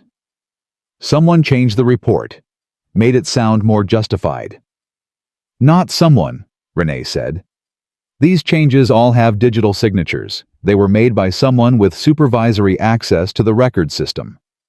Mercer, Malcolm said. Mercer, Renee confirmed. My source has documented over 100 cases where reports were altered after the fact, most of them involving Officer Brantley, some involving other officers in his unit, all modified to make the stops and arrests seem more legitimate. Foster pulled out another file. We've been building a case against Captain Mercer for conspiracy and obstruction of justice. But we needed proof of motive, proof of intent. These altered records give us that. And Officer Brantley's outburst in court, his admission about quotas and training, that's the testimony we needed. He'll recant, Malcolm said. The union will tell him to shut up, claim he was under duress, emotional distress from being assaulted. From being assaulted, Renee interrupted. He's the one who threw the punch. His lawyers will spin it, Malcolm said wearily. They'll say I provoked him, that I was biased, that the whole proceeding was improper. They'll try to get everything thrown out. Let them try, Foster said, and there was steel in her voice. Because while they're spinning, we'll be digging, and every day they delay we find more evidence, more victims, more proof of a systemic pattern. A knock on the door interrupted them. One of Foster's agents stuck his head in. Ma'am, you need to see this. The crowd outside, it's grown to an estimated 10,000 people, and they're not just protesters anymore. What do you mean? Foster asked. Families, ma'am. Families holding photographs of people they say were victims of police violence. Some of the photos are decades old. They're all asking to file complaints, all demanding their cases be reopened. Malcolm stood, walked to the window, looked down at the sea of people filling the street. Signs everywhere, photos held high faces of the dead staring up at the sky. Young and old men and women, all black, all demanding to be heard. My God, he whispered. We've opened a floodgate. Yes, Foster said, joining him at the window. And we can't close it now. We have to ride it out, see where it leads. It leads to exposing decades of abuse, Renee said. It leads to tearing down the wall of silence. It leads to accountability. It leads to war, Malcolm said quietly. The police union won't take this lying down. Neither will the politicians who depend on their support. This is going to get ugly. It's already ugly, came a voice from the doorway. Malcolm turned to see an older man standing there, maybe 65, with gray hair and sad eyes. He wore a jacket with "Philadelphia Police Retired" embroidered on the chest. "Who are you?" Foster asked, her hand moving instinctively toward her weapon. "Frank Delgado, retired sergeant, 30 years on the force." He held up his hands, showing they were empty. "I'm not here to cause trouble. I'm here to confess." The word hung in the air like a bomb waiting to explode. Foster's eyes narrowed. "Confess to what?" "To training them wrong," Frank said, his voice heavy with shame. "To teaching a generation of cops that black people were the enemy. To creating the system that produced officers like Travis Brantley." Malcolm gestured for him to enter. "Mr. Delgado, you understand anything you say can and will be used against me," Frank finished. "I know. I spent 30 years reading people their rights. Figure it's time someone read me mine." He sat down heavily in one of the chairs. "I was a training officer for 22 years. I taught defensive tactics, threat assessment, officer safety, and I taught it wrong." "How?" Renee asked, her recorder already running. Frank's hands shook slightly as he pulled out a worn training manual. "This was our Bible. Officer Safety and Threat Recognition, published by the department in 1994, used until 2015. Look at page 47. Malcolm took the manual, opened it to the marked page, and felt sick. The section was titled, "Pre-Attack Indicators in High-Risk Populations." "High-risk populations," he read aloud, "are statistically more likely to engage in violent behavior. Officers should maintain heightened awareness when interacting with individuals from these demographics." And then it lists... He stopped, unable to continue. "It lists characteristics," Frank said flatly. "Urban youth, hip-hop culture, sagging pants, certain hairstyles, certain speech patterns. And it never explicitly says black people, but everyone knew what it meant. We were trained to see young black men as threats before we even talked to them." "This is department-issued training material?" Foster asked, pulling out her own phone to photograph the manual. "Was," Frank corrected. "They pulled it in 2015 after some journalists started asking questions. But by then, I'd trained hundreds of officers with these principles. And they trained others. The manual's gone, but the mindset, that's still there, passed down like a virus." Malcolm thought of Travis Brantley's testimony. His casual assertion that eye contact was a threat, that a teenager walking in his own neighborhood was suspicious. "You taught them to see criminality in normal behavior." "Worse," Frank said. "I taught them that their fear was justified, that their prejudices were actually just good police work. I gave them permission to act on their racism and call it officer safety." He looked up and there were tears in his eyes. "I watched the video, watched Brantley slap you, watched him lose control, and I saw myself. I saw what I created." "Why come forward now?" Renee asked gently. "Because I can't die with this on my conscience," Frank said. "I'm 65 years old. I've got prostate cancer 6 months to a year left. I thought I could just disappear, let it end with me. But then I saw that judge standing up to Brantley, saw that kid getting justice, and I realized, if I don't speak up now, I'm just as guilty as the officers still doing it." Foster leaned forward. "Mr. Delgado, are you willing to testify about this training, about how it influenced officer behavior?" "I'm willing to do more than that," Frank said. "I kept records. Names of every officer I trained, copies of training materials that were supposed to be destroyed, emails from supervisors encouraging us to focus on productivity in certain neighborhoods. He pulled a flash drive from his pocket. Everything's on here. 22 years of evidence. Malcolm took the drive, felt its weight in his palm. This small piece of plastic and metal contained proof of systemic racism, of institutional failure, of a machine built to oppress. "This changes everything," Foster said. "No," Frank replied. "It doesn't change anything. It just proves what everyone already knew. The question is whether anyone in power will actually do anything about it." A commotion outside the chambers drew their attention. Raised voices, someone arguing with the agents standing guard. Then the door burst open and a woman pushed through, late 40s, wearing a church dress, clutching a photograph to her chest. "I need to talk to the judge," she said, her voice breaking. "Please. I need someone to finally listen." Foster's agents moved to escort her out, but Malcolm held up his hand. "Let her speak."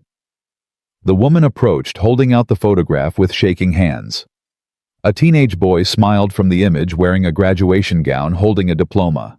"This is my son," she said, "Malcolm Crooms. He was killed by Officer Travis Brantley 3 years ago. They said it was justified. They said he ran, he fought, he tried to take the officer's gun. But my baby was a good boy. He was going to college. He wanted to be a teacher." Malcolm recognized the name, the face, from the file Foster had shown him. "Mrs. Crooms, I'm so sorry for your loss." "I don't want sorry," she said, and anger sharpened her grief. "I want the truth.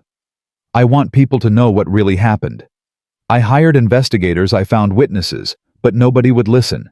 The case was closed, justified another dead black boy, and another cop walking free." "Mrs. Crooms," Foster said gently, "the FBI is investigating Officer Brantley.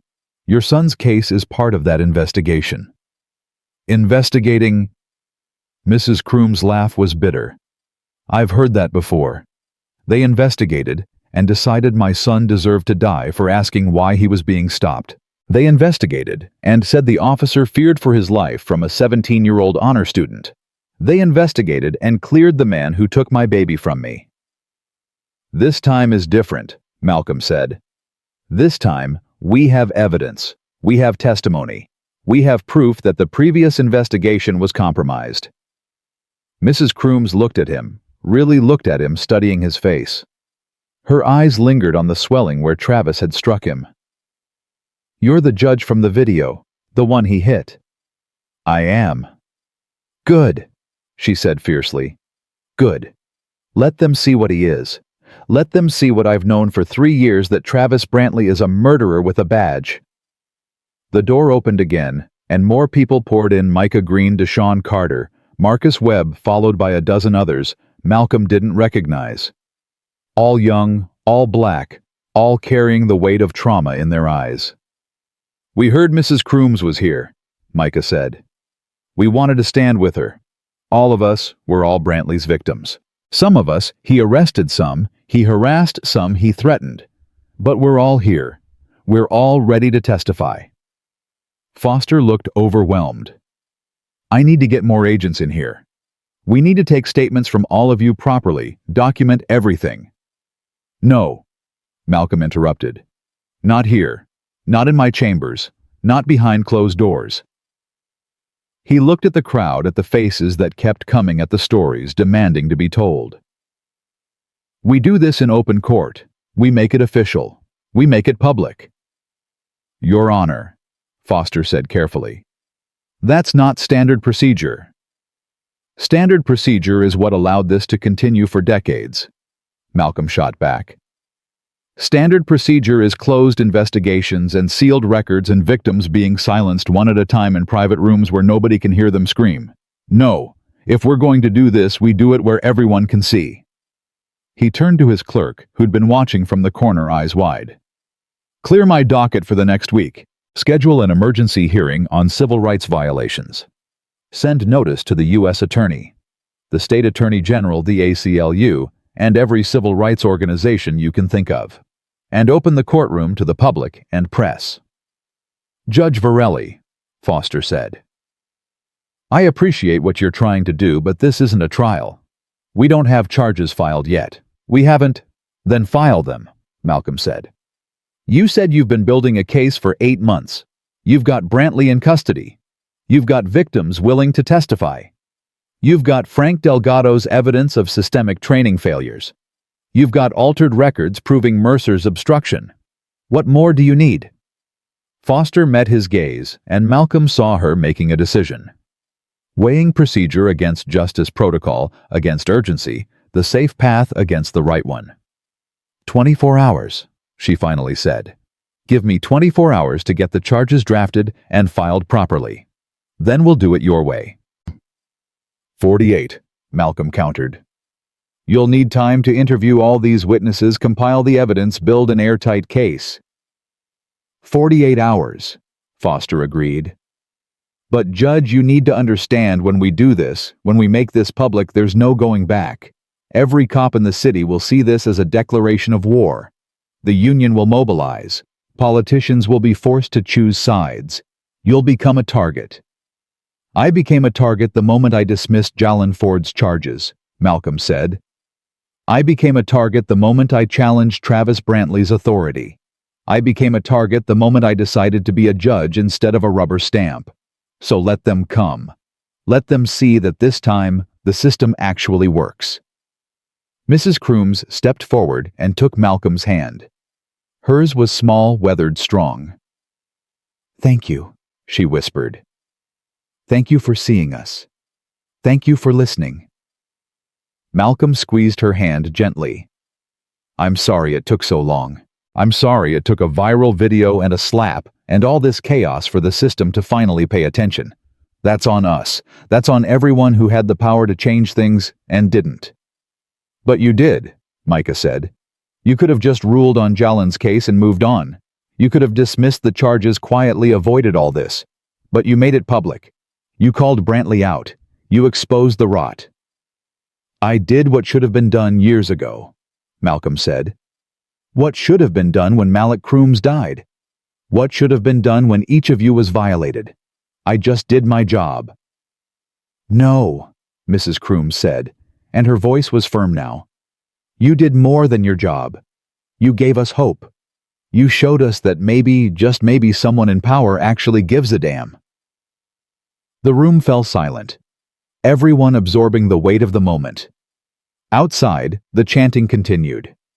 Inside, the machinery of justice was finally painfully beginning to turn. Renee broke the silence. Judge Varelli, I need to ask you something, for the record. Go ahead. When Travis Brantley slapped you, when you felt that impact, that violence, what went through your mind? Malcolm touched his cheek, remembering. The same thing that goes through every victim's mind when an officer abuses their power. Shock. Disbelief. The sudden understanding that the rules don't apply, that might makes right, that the badge is a shield for violence instead of a symbol of protection. He paused. And then I thought, this is what Jalen Ford felt. This is what Malcolm Crooms felt in his last moments. This is what every person in this room has felt: the powerlessness, the fear, the rage at being hurt by someone who's supposed to protect you. And now, Renee pressed, now that it's viral, now that the whole country has seen it, do you regret pushing him that far? No, Malcolm said immediately. Because if it hadn't been me, it would have been some other black person eventually. Some other victim who couldn't fight back, who didn't have a courtroom full of witnesses, who would have been written off as another aggressive suspect who forced the officer's hand. At least this way, when it was me, people had to see it for what it was. They couldn't explain it away or justify it.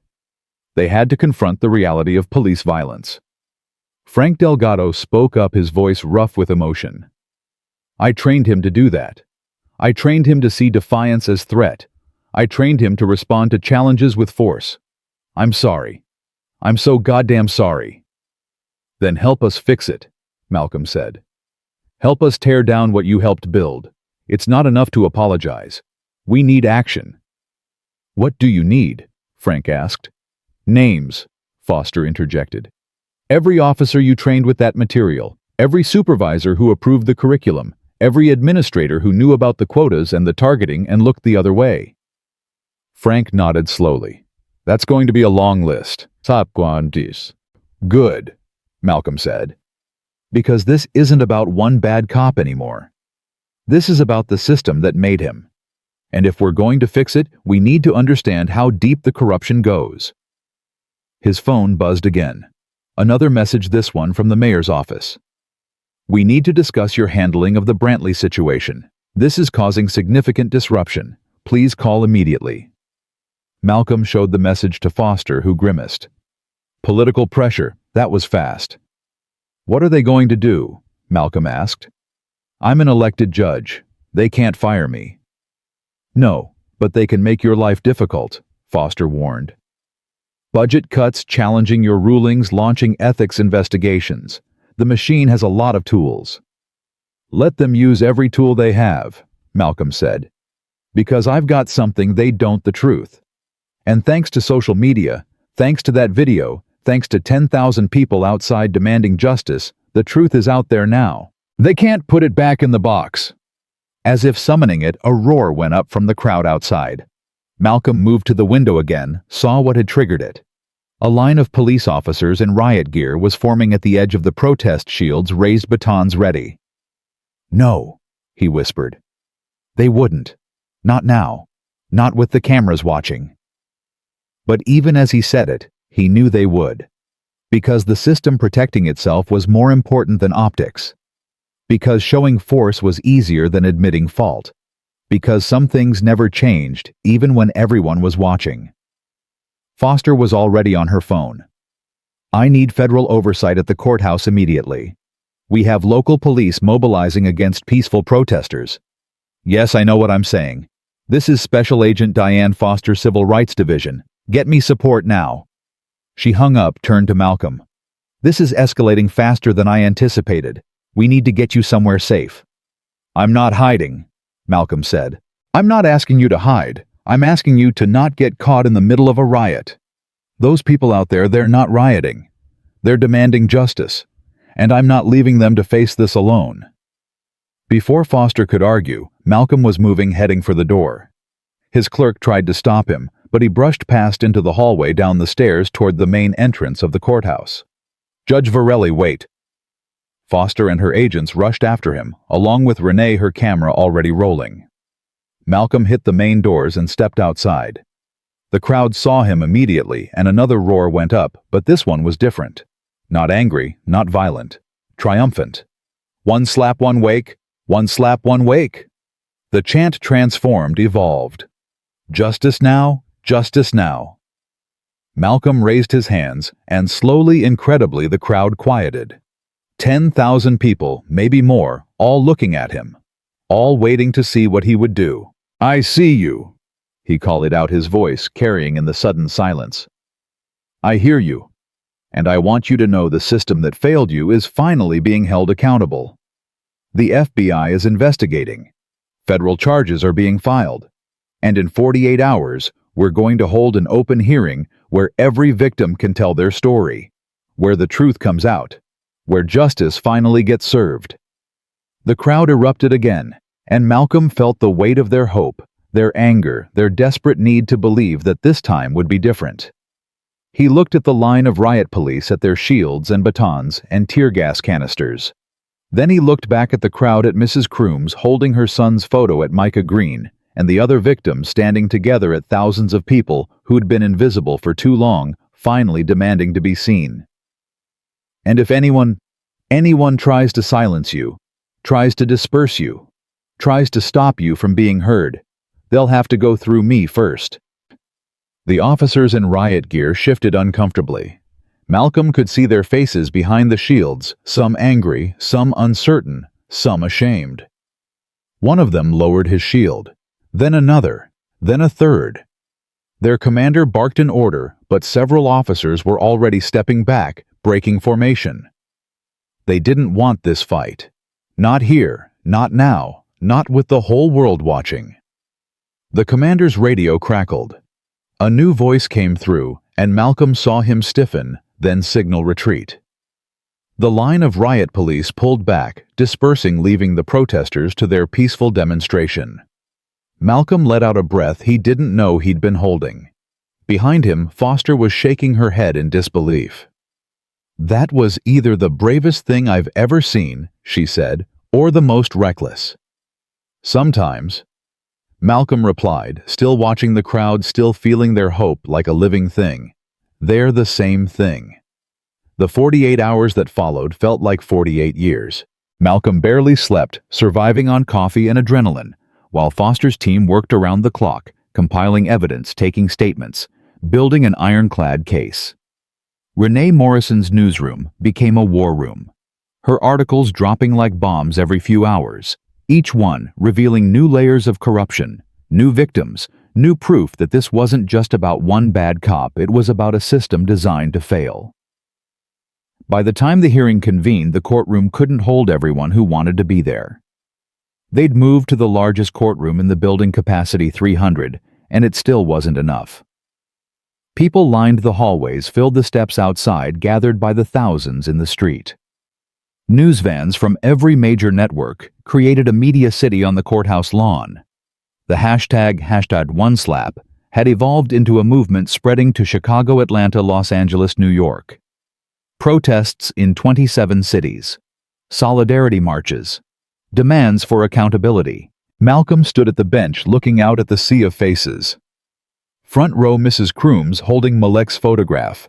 Beside her, Tanya Ford, with Jalen, the boy sitting straighter now, less afraid. Micah Green, Deshaun Carter, Marcus Webb, and 30 other victims Foster's team had identified. Behind them, families holding photos of their own lost children, their own stories of abuse. In the back, barely visible, Captain Doyle Mercer, flanked by police union lawyers. His face was stone, but Malcolm could see the fear in his eyes.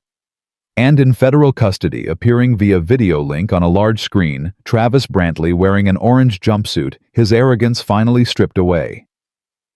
"This court is now in session," Malcolm said, his gavel coming down once. "We are here today for an emergency hearing regarding allegations of systematic civil rights violations by members of the Philadelphia Police Department. Agent Foster, you may proceed." Foster stood, her presence commanding the room. "Your Honor, the Federal Bureau of Investigation has been investigating Officer Travis Brantley and the Philadelphia Police Department for 8 months. What began as a probe into individual misconduct has revealed a pattern of abuse spanning 2 decades. We have documented evidence of falsified reports, altered records, and a deliberate policy of racial profiling sanctioned at the highest levels of department leadership." A murmur rippled through the crowd. Malcolm saw Mercer's lawyers leaning in, whispering frantically. "We are prepared to present testimony from 37 victims of Officer Brantley's abuse," Foster continued. "We have physical evidence of training materials that explicitly encouraged racial profiling. We have digital forensic proof that arrest reports were systematically altered to justify unconstitutional stops. And we have testimony from a former training officer willing to explain exactly how this system was built." She gestured to Frank Delgado, who stood from his seat in the gallery. He looked older than he had 2 days ago, the weight of his confession aging him in real time. "Mr. Delgado," Malcolm said, "please approach and be sworn in." Frank walked to the witness stand like a man approaching the gallows. His hand shook as he raised it for the oath.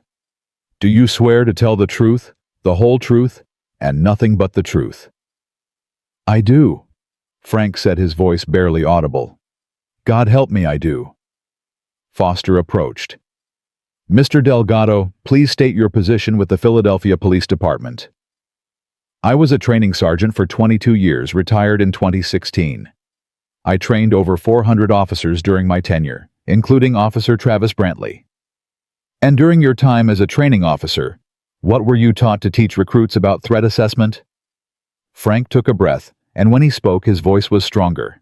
"We were taught to identify high-risk individuals based on appearance, behavior, and location. The training materials used coded language, but the message was clear. Young black men in certain neighborhoods were to be treated as potential threats until proven otherwise." Did you teach Officer Brantley these principles? I did. I taught him that direct eye contact from a black suspect was a pre-attack indicator.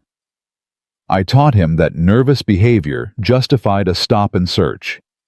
I taught him that his fear, his racially conditioned fear, was a legitimate basis for police action. The courtroom erupted. Malcolm's gavel came down hard, demanding order, but the damage was done. The truth was out there now, spoken aloud by someone from inside the system. And who approved this training curriculum? Foster asked. Frank looked directly at Mercer. The training division supervised by then-Lieutenant Doyle Mercer. He reviewed and approved all training materials. He knew exactly what we were teaching and why. Mercer's lawyers were on their feet immediately. Objection. This is hearsay. This witness has no direct knowledge of Captain Mercer's. I have emails, Frank interrupted, pulling papers from his jacket. I have memos. I have documentation of every conversation, every directive, every time Lieutenant Mercer told us to focus our training on productivity and target areas. That was the code. Target areas meant black neighborhoods. Productivity meant arrests. He wanted numbers, and he didn't care how we got them. Foster took the papers, began distributing copies. Malcolm watched Mercer's face go pale as he recognized his own words coming back to haunt him. Your Honor, one of Mercer's lawyers said desperately, our client invokes his Fifth Amendment right. Your client isn't being questioned yet, Malcolm interrupted. Sit down. Foster continued with Frank for another 30 minutes, methodically building the case. The training materials, the quotas, the deliberate targeting of black communities. Every answer was another nail in the coffin of institutional denial. Then it was time for the victims. Micah Green took the stand first. His voice didn't shake this time. He told his story clearly, precisely looking directly at the camera broadcasting this nationally. When he finished describing that night in the cell, the fear Travis's threats there wasn't a dry eye in the courtroom. Deshaun Carter followed. Then Marcus Webb. Then a woman named Shanice Williams, who'd been stopped while driving home from her nursing shift, handcuffed on the side of the road for 40 minutes, while Travis searched for drugs he never found. Then a man named Jerome Patterson, who'd been arrested for loitering while waiting for a bus. Then another, and another. Each story was different. Each story was the same. The details varied, but the pattern was unmistakable.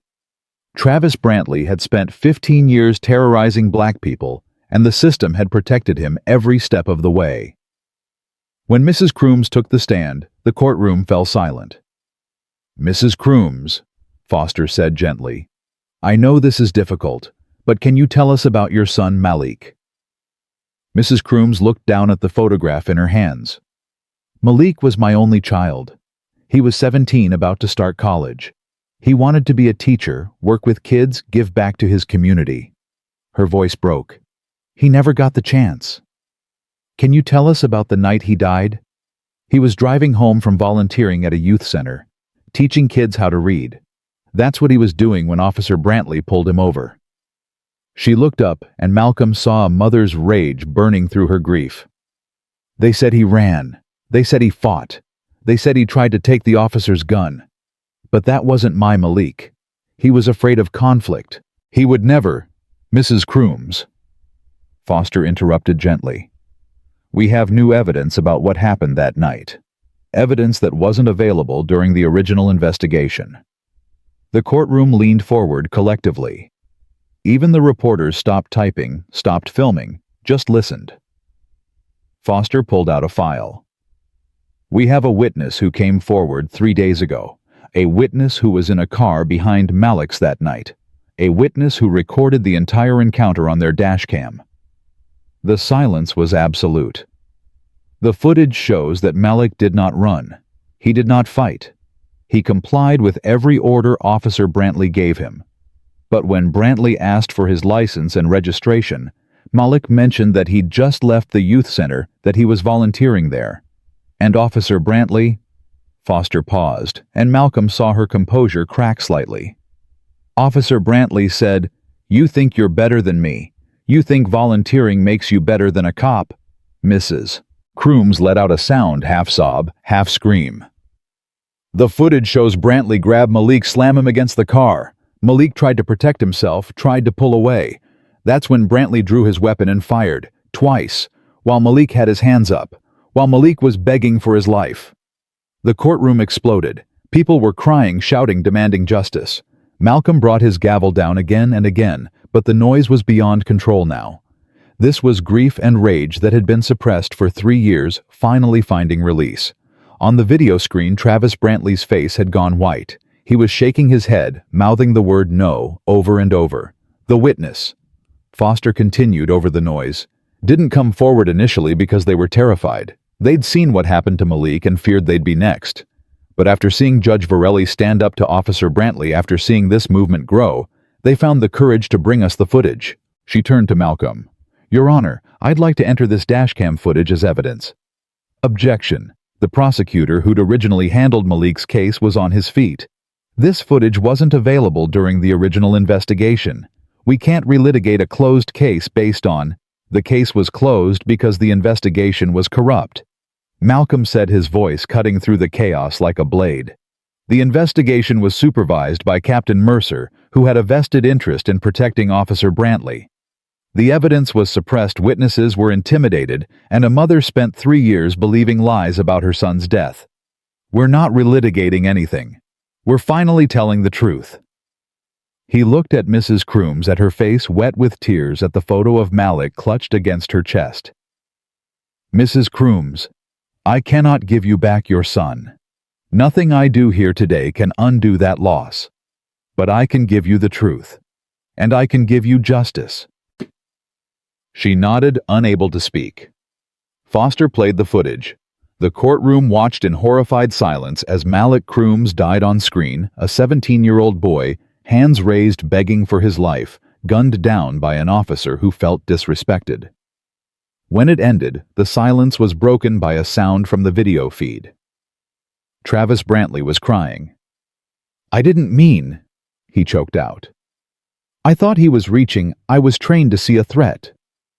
You were trained to see a black boy as a threat, Foster said coldly. You were trained to value your ego over human life. You were trained by a system that told you your fear was more important than someone else's survival. She turned to Malcolm. Your Honor, based on this evidence, the FBI is filing federal murder charges against Officer Travis Brantley for the death of Malik Crooms. We're also filing charges of conspiracy and obstruction of justice against Captain Doyle Mercer for his role in covering up the crime. The courtroom erupted again, but this time it was different. This time it was triumph mixed with grief, vindication mixed with rage, hope mixed with the bitter knowledge that justice coming 3 years late was still 3 years too late. Mercer was on his feet, his lawyers trying to pull him back, but he shook them off. Your Honor, this is a witch hunt. This is a politically motivated. Captain Mercer, Malcolm said, and his voice was ice. You are about to be placed under federal arrest. I suggest you save your statements for your attorney. Federal agents moved through the courtroom, approaching Mercer. He looked around wildly as if searching for an escape, for someone to save him. But there was no one. The union lawyers were already backing away, distancing themselves. His fellow officers in the gallery were looking down, refusing to meet his eyes. This isn't over, Mercer said, as the cuffs clicked around his wrists. You think you can destroy the whole department. You think you can tear down everything we've built. What you built deserves to be torn down, Malcolm replied. What you built was constructed on the bodies of people like Malik Crooms. What you built was paid for with the trauma of people like Jalen Ford. And yes, Captain, we're going to tear it down. Every last piece.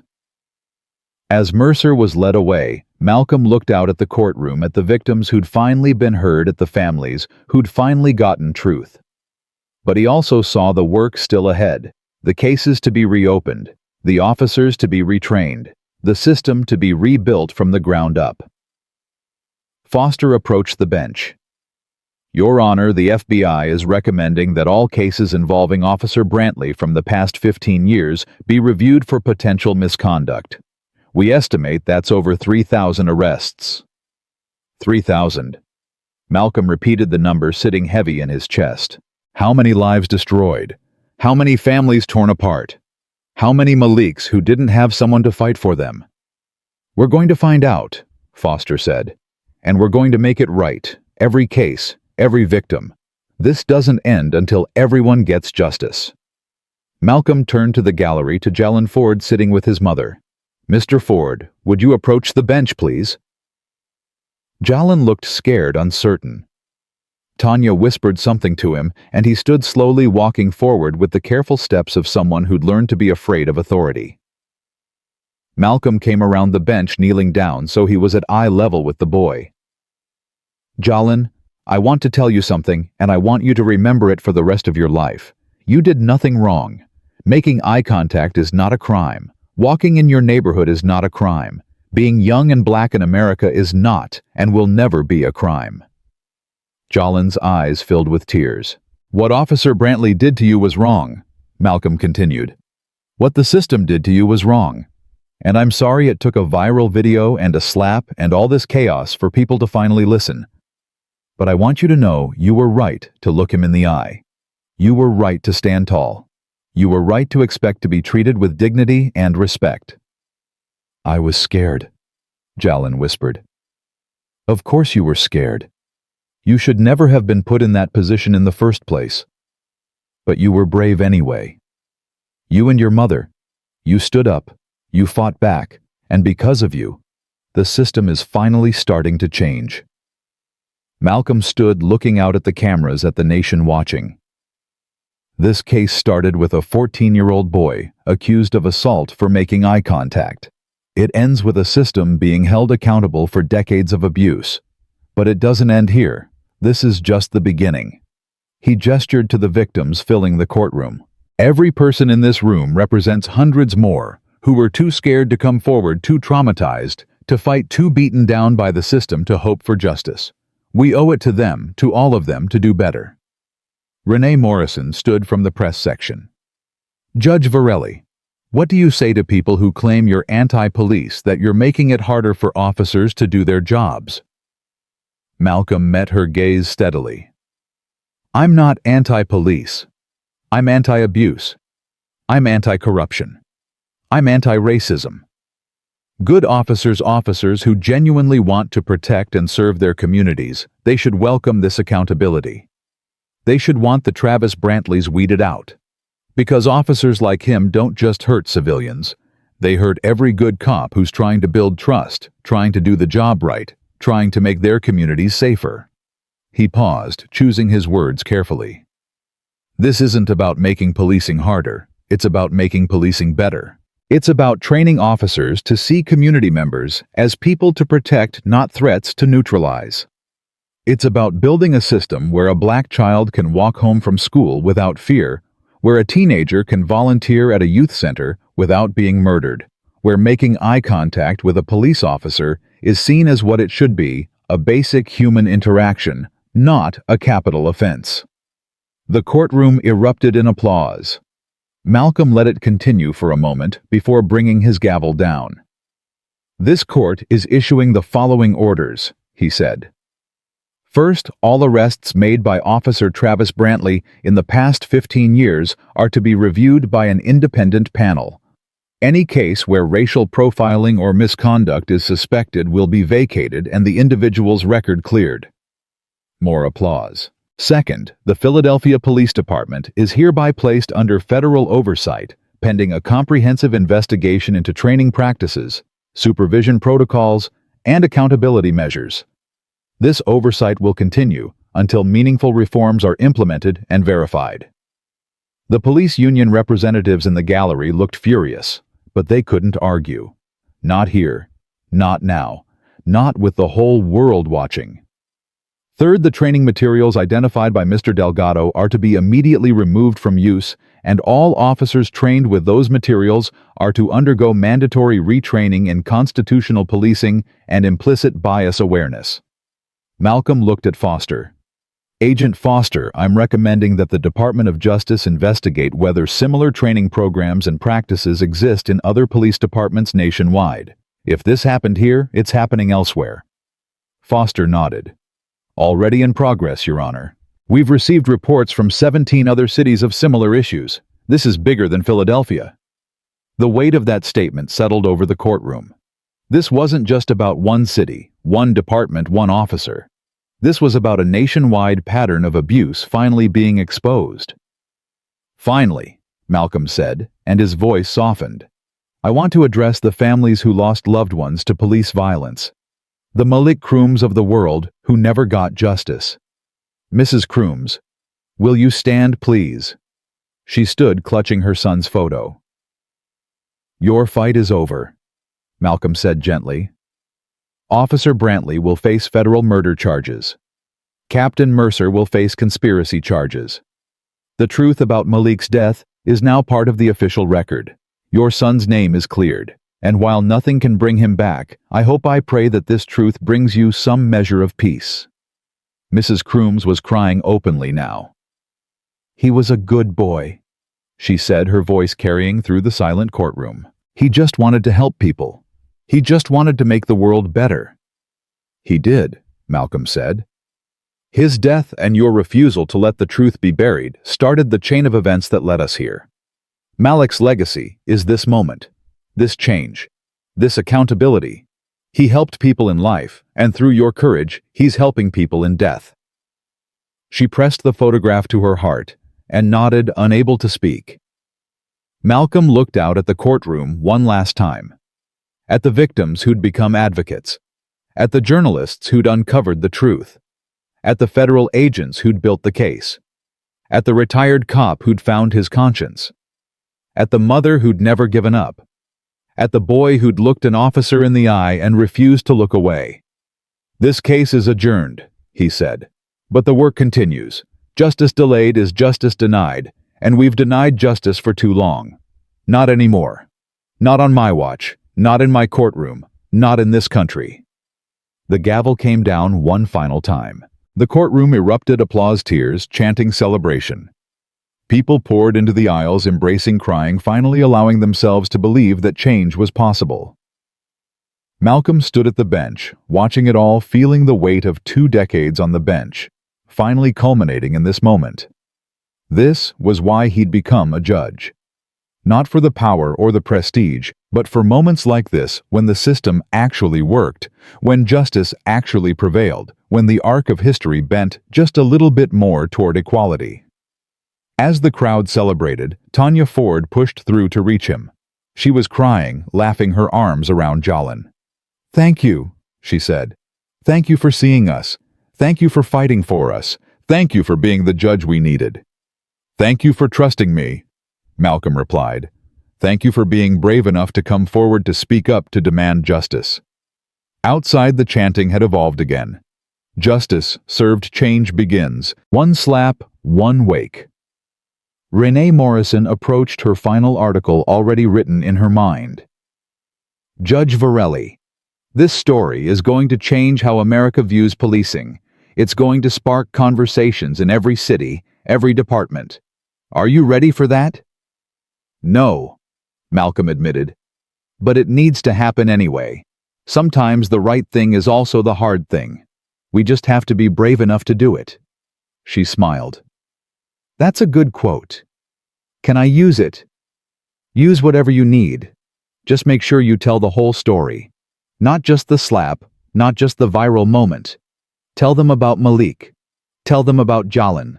Tell them about every victim who found their voice today. I will, Renee promised. I'll make sure their stories are heard.